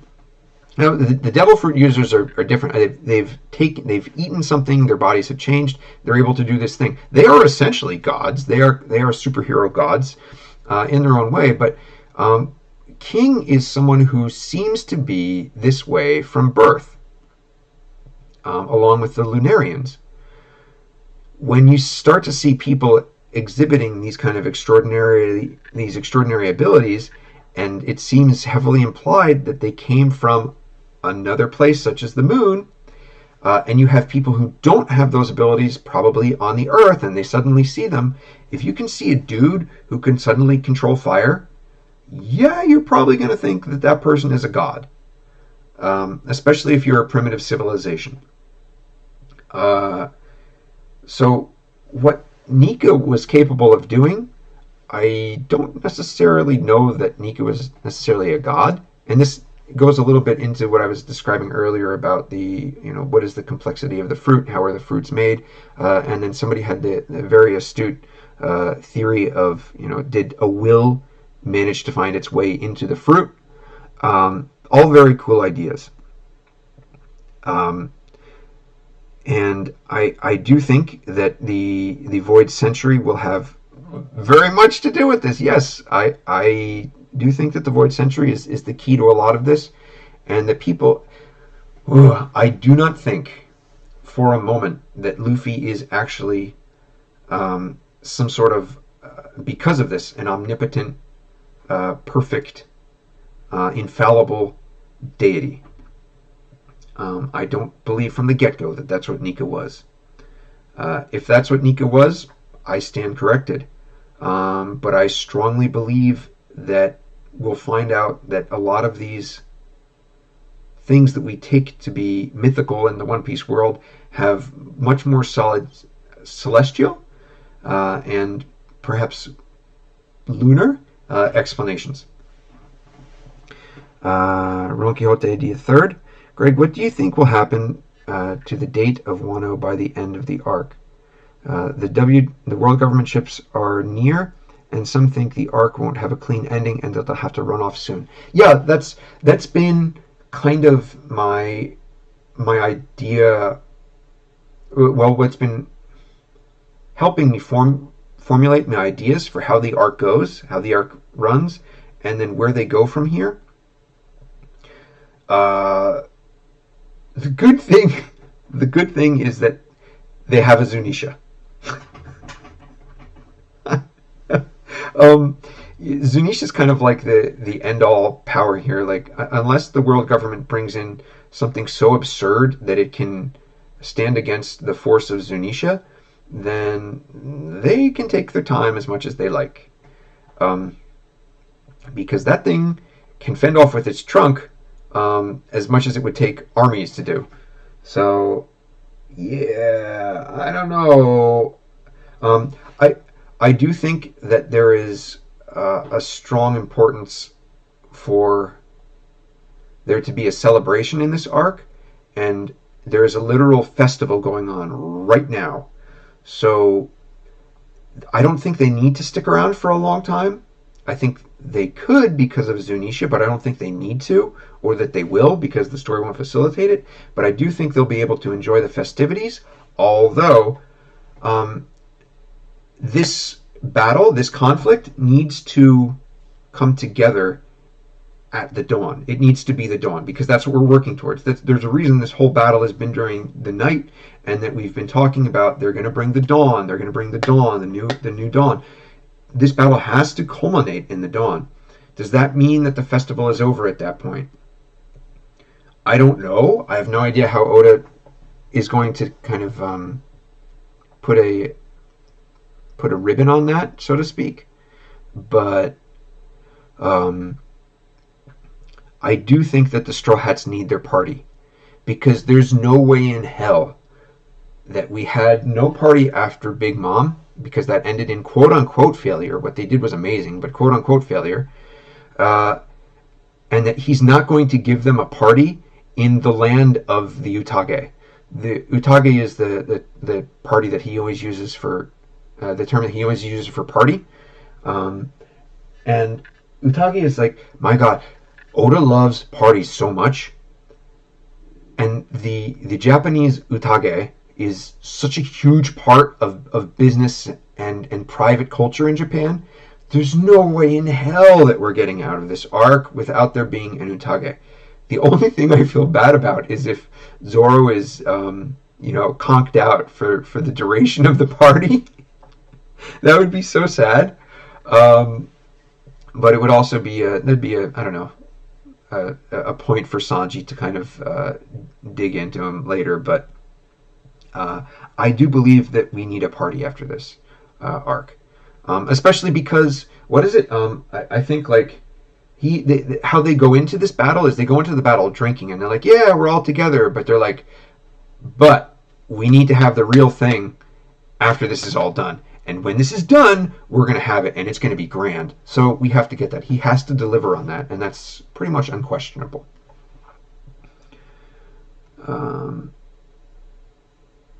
Good thing. Yeah, Wodeki, we kind of 2-in-1'd that.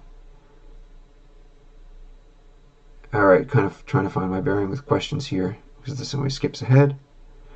Ron Quixote. I think we'll get a party for Wano, either way to celebrate the new creation, but I can't see Kuma shows up situation because I feel I was right. The Dragon Quest. Oh, thank you for the Dragon Quest. How much is shipping from the States to you? I am not sure. because I didn't order that. This is the sample volume that gets sent to the authors after they do stuff. So this is from Viz. Thank you, Viz, for hiring me and allowing me to do this. I hope you enjoy it if you're a Die fan. Maybe Blackbeard will get a Western dragon fruit. Interesting theory. Currently, I'm thinking lion, just because of the importance that Oda places on that. But it is possible.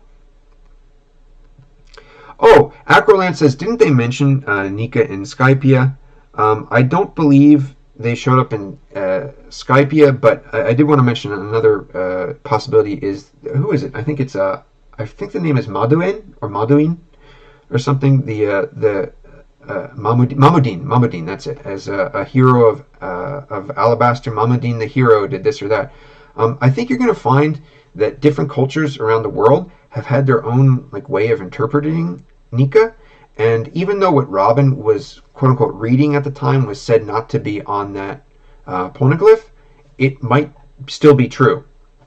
She might have been saying something that was real. So as far back as Alabasta, we might have even had an interpretation of Nika. I think oh my God, I didn't even mention Hyogoro. Hyogoro calls him, he's like, oh my God, he looks like the Lord of Light. Myo, a lot of people have called the Wisdom King, and they're kind of using the Western naming nomenclature there. But Myo literally means in Japanese Lord of Light.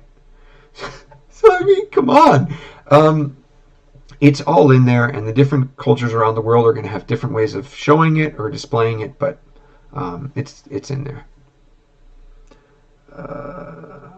Do I think other gods from Skypiea are going to show up one way or another? Yes, if they're not gods, because again, I don't think there's going to be a deity link in One Piece. I'm not opposed to there being such a thing, but I don't think that's the direction Oda's going.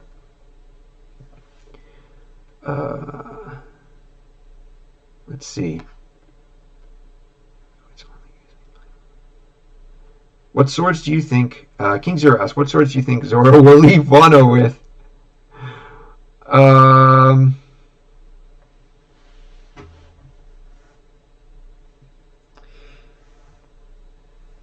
If his lineage does end up being explored, and if his lineage is, I guess, revealed, if he's made aware of it, that is to say, and if other people are made aware of it, then he could easily get back the the Blackblade Shusui. I think he has a right to that. But at this stage, does he need it? I would be. I don't know. I gotta be careful because I haven't done a lot of thinking about this, and I'm not sure what promises were made to whom and where in terms of who gets what sword, and if you do this, I want this sword, and where this sword is. But I think that Zoro getting to me, what would be cathartic for me is if Zoro was able to get his hands on the original Kitetsu, Shodai Kitetsu. That would be, to me, would just be awesome. But I forget if there's been some developments about where that is or where that went at this point. One of the things I've always wanted is for Zoro to have kind of an awakening of the Sandai Kitetsu, and to find out that Nidai Kitetsu and Sandai Kitetsu could technically make up the Shodai Kitetsu. That would be super cool. Oh, wait a minute. I just remembered something. This is kind of cool.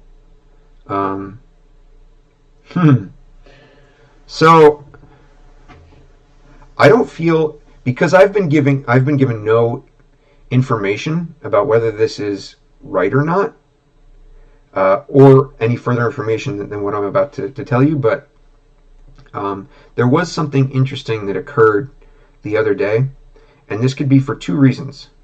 One is because I was onto something. Two is because the editor just didn't want me to explore this information on my column, and he wanted it to be an SBS thing. Understandable.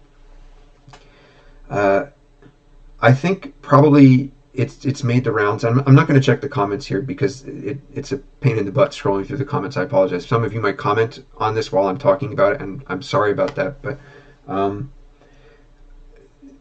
assuming, because I've kind of left the One Piece community for a little bit to take some time to work on Dai and for other reasons, but I'm assuming that we've all discussed how who is it? Is it what the hell is his name? Ushimaru, or the forger of the sword, who lived at Shimotsuki. If you compare his face to the face of the quote-unquote the face of the sword, remember Oda drew Zoro's swords as people? It's the same face. It's the same person. Which suggests that the other swords that he drew there as people, and henceforth has always drawn, like Yamato's club, I believe he drew as a person.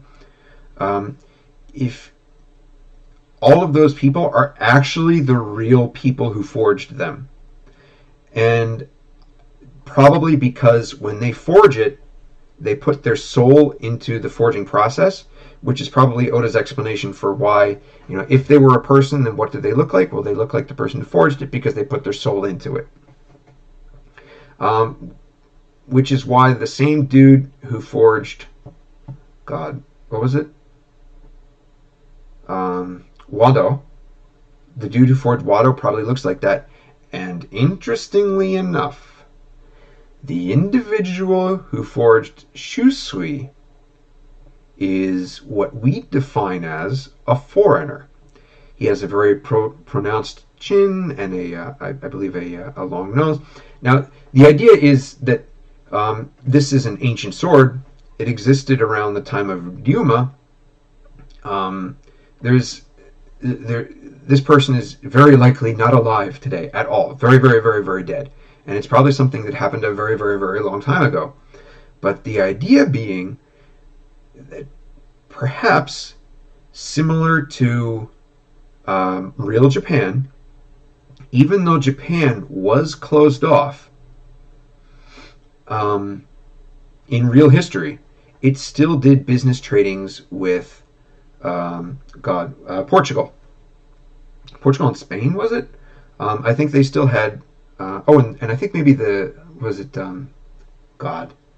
somewhere in Europe, the Netherlands or something. I think there was some country that they traded with still. I think there were like three countries maybe. I think it was like Portugal, Spain, and one other country. But don't quote me on that third one. I know Portugal for sure. Anyway, a lot of their foreign goods at the time came from those countries, and that's where Japan gets some of its modern even phrases and terms and goods that have stayed the test of time in Japan. And some people think they're aesthetically Japanese, but they're not. Castella, the treat that's famous from like Nagasaki and other. Castella is that's of Portuguese origin. And what else? There's a card game called Karuta. It is believed to be inherently Japanese, and while certainly how you play like Hyakuninshu, how you play that is a very, very Japanese game. The name Karuta is from Portuguese. So there was still, even while it was closed off, there was this period where Japan was still getting these things from abroad. I do believe that even while Wano was closed off, that it had this kind of trade going on with the foreign countries, and it was passing on some of these secrets of sword forging to foreign entities. I won't take that any further than that, because that would kind of be betraying something else that I learned on an unrelated thing. But I do believe that's a quote-unquote thing, and there's a reason for that. And yeah, to me, that's an interesting part of the series. And for some reason, that was excised from one of my columns on the website. Red X Luke Sleepy asks, do you think Nolan was a failed Joy Boy? Nolan's a pretty cool dude. He seemed to attract people. He made friends. That depends on how tightly Oda wants to knit his story. Does he want to show us that there have been failed Joy Boys in the past? They were on track to be, but they couldn't. If he wants to make that a thing, then certainly Nolan is a prime candidate for that. But let me see if he does something here at the end. And by the end, I mean when he was murdered in front of people.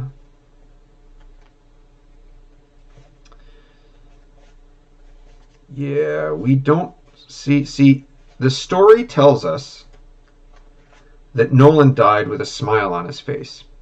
Is that true or not? Did he have an idiot smile on his face? And then, interestingly enough, when Nolan is killed, we do not see a smile. We do not see, I guess, the quote-unquote moment he's killed. We just see him being called a liar.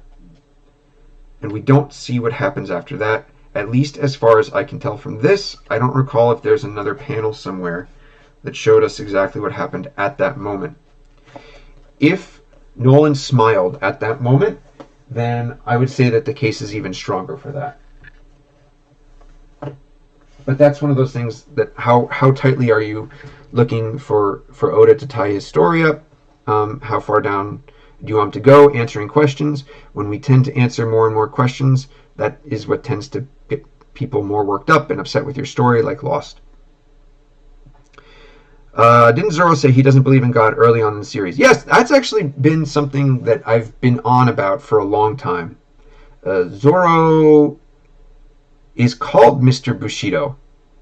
He obviously has samurai bloodline, and he is the definition of what we would call the closest to a samurai, besides maybe Jinbe, in the crew. But here's the thing. Samurai believe in gods. So why is Zoro different? Well, because Zoro doesn't need to be tied down to anything.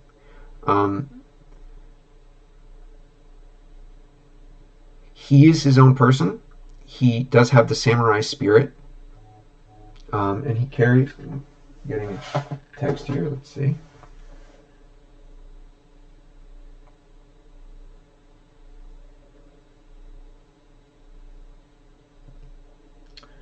Do I have to go to... No, I don't. I'm good. I think. I hope.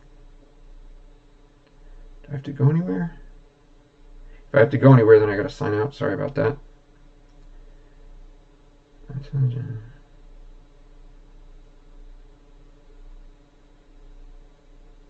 Okay. Alright. We're good. All good. Thank you for break time. Right. So Zoro and God. Heavy topic.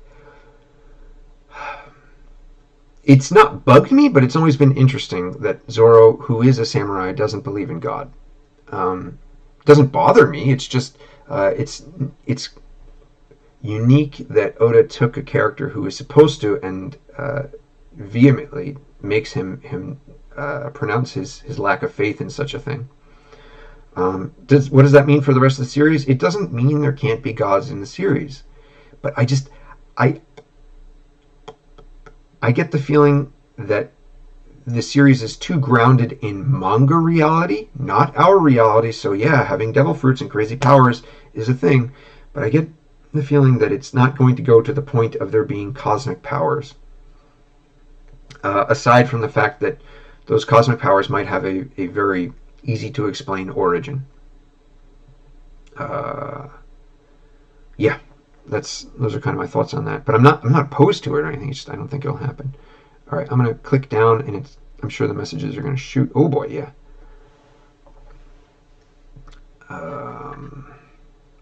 King Zero, do you think we'll get an Act 4 and maybe 5, or is 3 going to be the last act? I have been saying for years that I think it will be 3 because of Joe Hakyu style of presentation.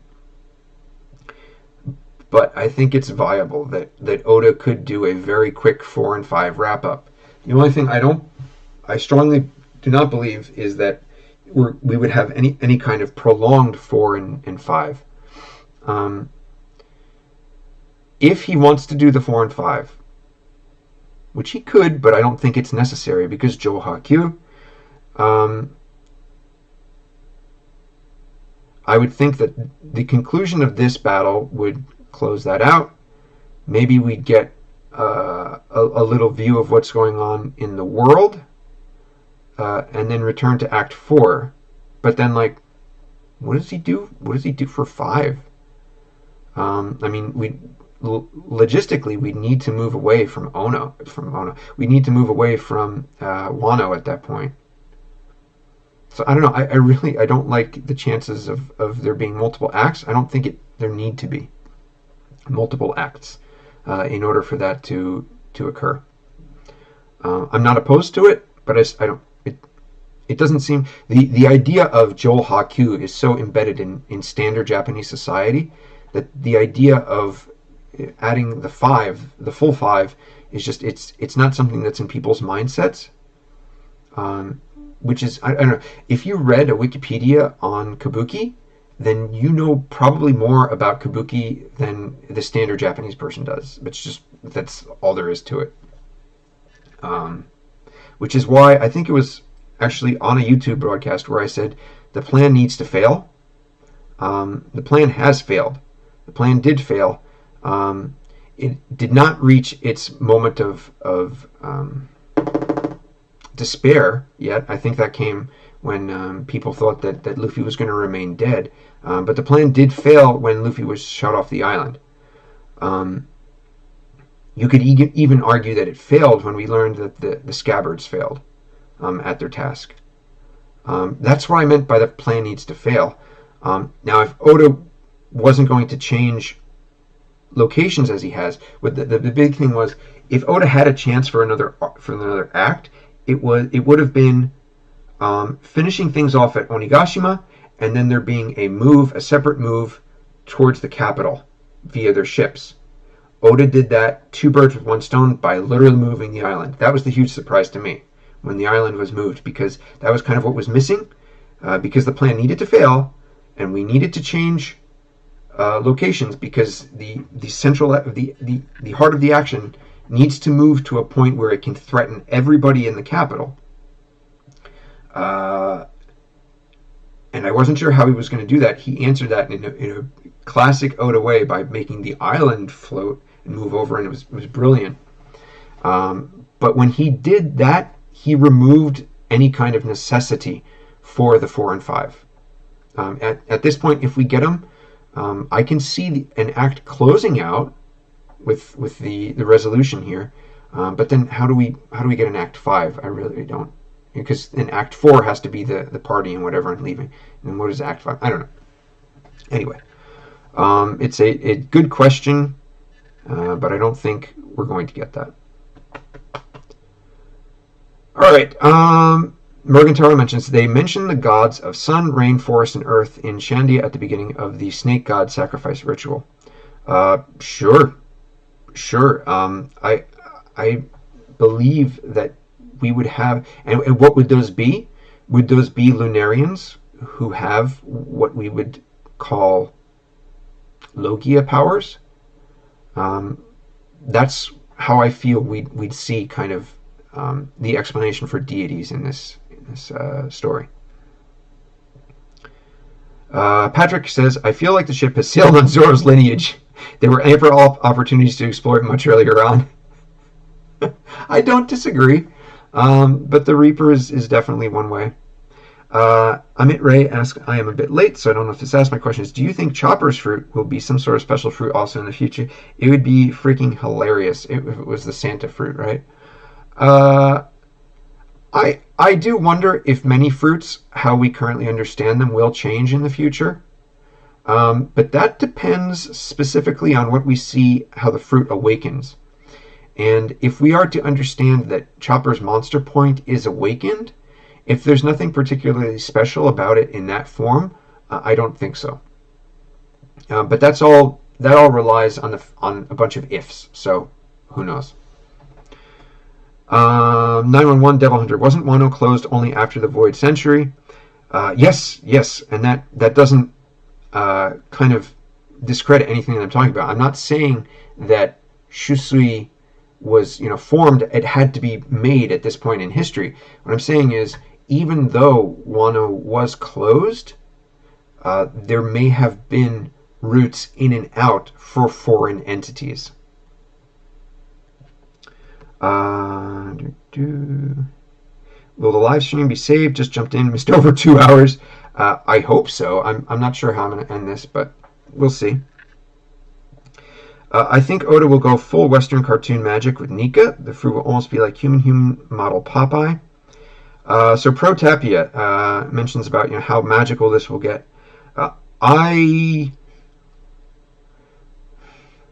There is already a sense of magical cartoonism in the series that's inherently there.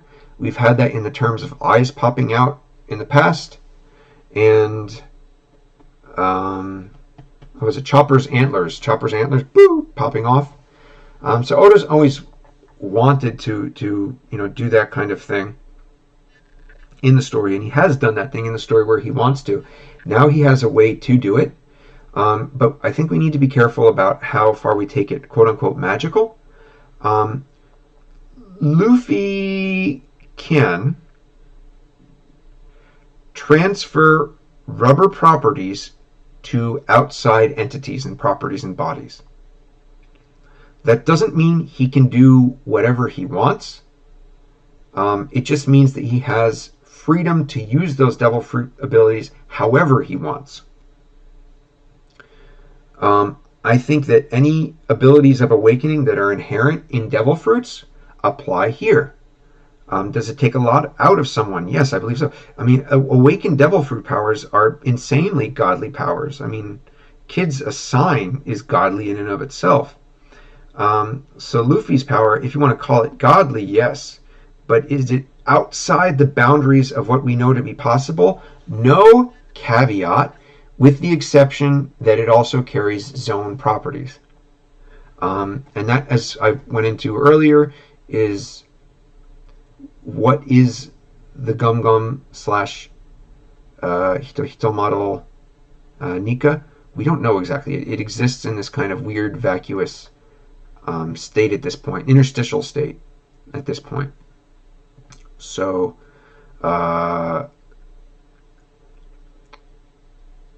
if Luffy inherently has god powers now, which I don't think he does, he can literally do whatever he wants, and it kind of breaks the story. But if he can apply the Gum Gum fruit powers to other surfaces and people and things within the realm of what we've seen possible in Awakening, then that to me makes for a much more satisfying and balanced fruit. Right. King Zero, we got firebenders with Lunarians, waterbenders with fishmen, and lightning benders with minks. Do you think we'll get earthbenders maybe with giants, or air windbenders eventually? Sure. I mean, you have these characters that are doing these kind of godly things all around us the entire time. So yeah, I mean, are we going to find that they can use the earth? I mean, you could make the argument that we've already seen Mom kind of do that with how she doesn't move the earth per se, but she moves the earth with power. You could make that argument, with giants. So yes, I think we are going to see some sort of culmination of godly abilities being made less godly and more celestial. And Nyman was thinking along the lines of Ryuma was before the Void Century, but that's just assumptions for me. Yeah, we don't know exactly the age, which is why I'm trying to be very open with that, and just kind of say that it seems that, and the reason I put a strong, like, well, Greg, why couldn't it have been forged anywhere else? Because Shusui is very much an inherently Japanese term and sword. It strongly suggests that the person who forged it had a connection to Wano or somebody in Wano.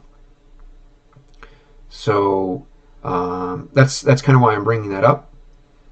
And maybe we'll see more on that in the future.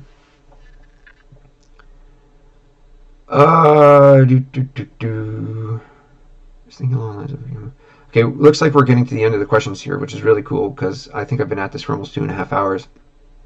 And I'm going to need a drink of water soon. Get my day kind of going here. Oh my god, it's almost 3 o'clock.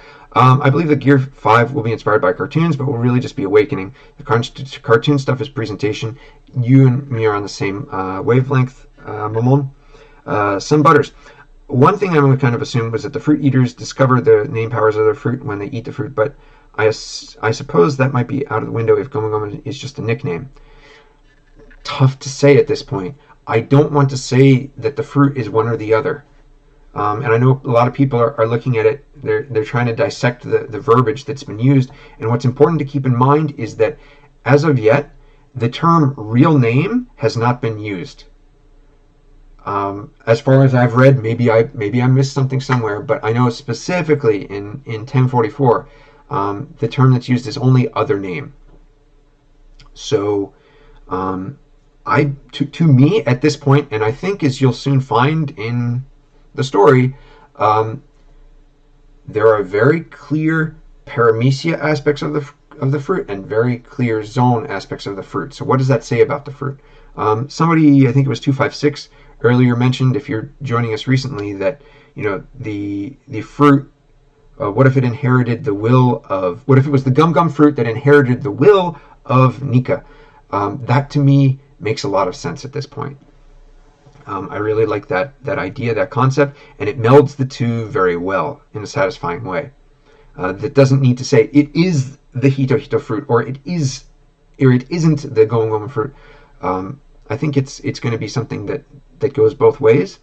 Unfortunately, that tends to be an answer that never really satisfies readers because it's not concrete. But that's Oda's job to worry about, not mine. Protepia, can you throw us a bone about the live-action series? I mentioned it a little bit earlier, and I'll probably, if I'm able to, unless I mess something up, I'll try to leave this up for future viewing. But I mentioned that the less I say about the live-action series, the better. But please don't take that in a negative connotation or some kind of negative criticism. I'm just being very vague right now. And I apologize for that, but I think that's probably the best for everyone involved right now if I just kind of keep it vague, especially considering how much the series is gearing up and really moving ahead right now. Jollygat says, I love the comedic moments in One Piece. I just hope Oda can keep balance with Luffy's awakening. Fun and serious moments are key. My only advice there would be, yes, they are key, but Oda has felt that he's been doing a very serious series for some time now, and he wants to lighten up. So I believe that you'll see a lot of lightening up coming your way. What are some common misconceptions that fans have that are mainly due to wrong or bad translations? A lot of those come from, and I think there might be some examples of them in the series proper, but I think most of them come from fan translations of the fan books, like the One Piece Blue or the One Piece Green. Like people like to say, like, oh, somebody is this or somebody is that, and things tend to be very vague, or friendly, open to interpretation. And a lot of the fan translations tend to state one thing one way or the other. So for like a solid 3 years, all I kept getting were like DMs about like, Greg, what does this mean about Mihawk being the strongest swordsman? Or like, Greg, what does it mean about him, having the strongest sword or something like that? There was some line in one of them that it was very obvious that fans were having very detailed, heated, and angry discussions about on a forum somewhere, and they wanted to know the exact phrasing. And it's unfortunately, when you have things that are as open or ambiguous as those phrases, you can't really say that it means this or it means that, because they're not really saying much. A lot of the fan books, they're just rehashing of previous information and repackaging and putting it in a different light. I think one of the complete reverse, I think one of the coolest that I've seen in recent years that came from a fan book that created interesting fan discussion because it was properly translated was the Vista Yasop rivalry. Like, is there something going on there? That was pretty cool. That raises a lot of interesting questions. I did like that. Do you think, Aqualan says, do you think Oda just threw balance out the window? Is it time for an all-out Power Fest Super Saiyan 3 plus? No, I do not, because even though realistically we should believe that Kaido has played all of his cards, I don't think he's played all of his cards yet. That's another very long discussion that I can't get into at this rate. I think I'm gonna cut the stream at King Zero's comment right there, just because I need a break. But what was I getting at? What other comment? Oh my god! Did I just? Oh, the Power Fest. I missed that question earlier. No, I don't think that it's broken. I think it's very powerful, but I think that, like most things, you will find that there are limitations on this. And Kaido will show us something up his sleeve. He will show us a better version of an attack that he's done, or he will show one of my ideas that doesn't touch on awakening per se is, what if he is able to do all of his drunk forms at once? What if he makes all of them at one time?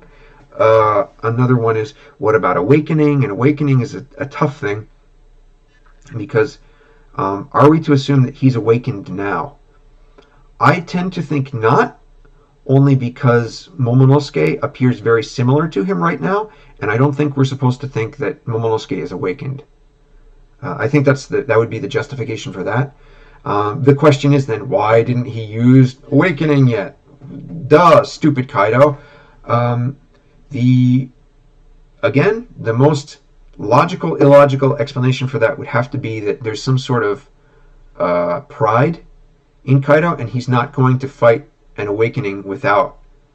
he's not going to fight someone who hasn't been awakened on an equal level if he hasn't been awakened.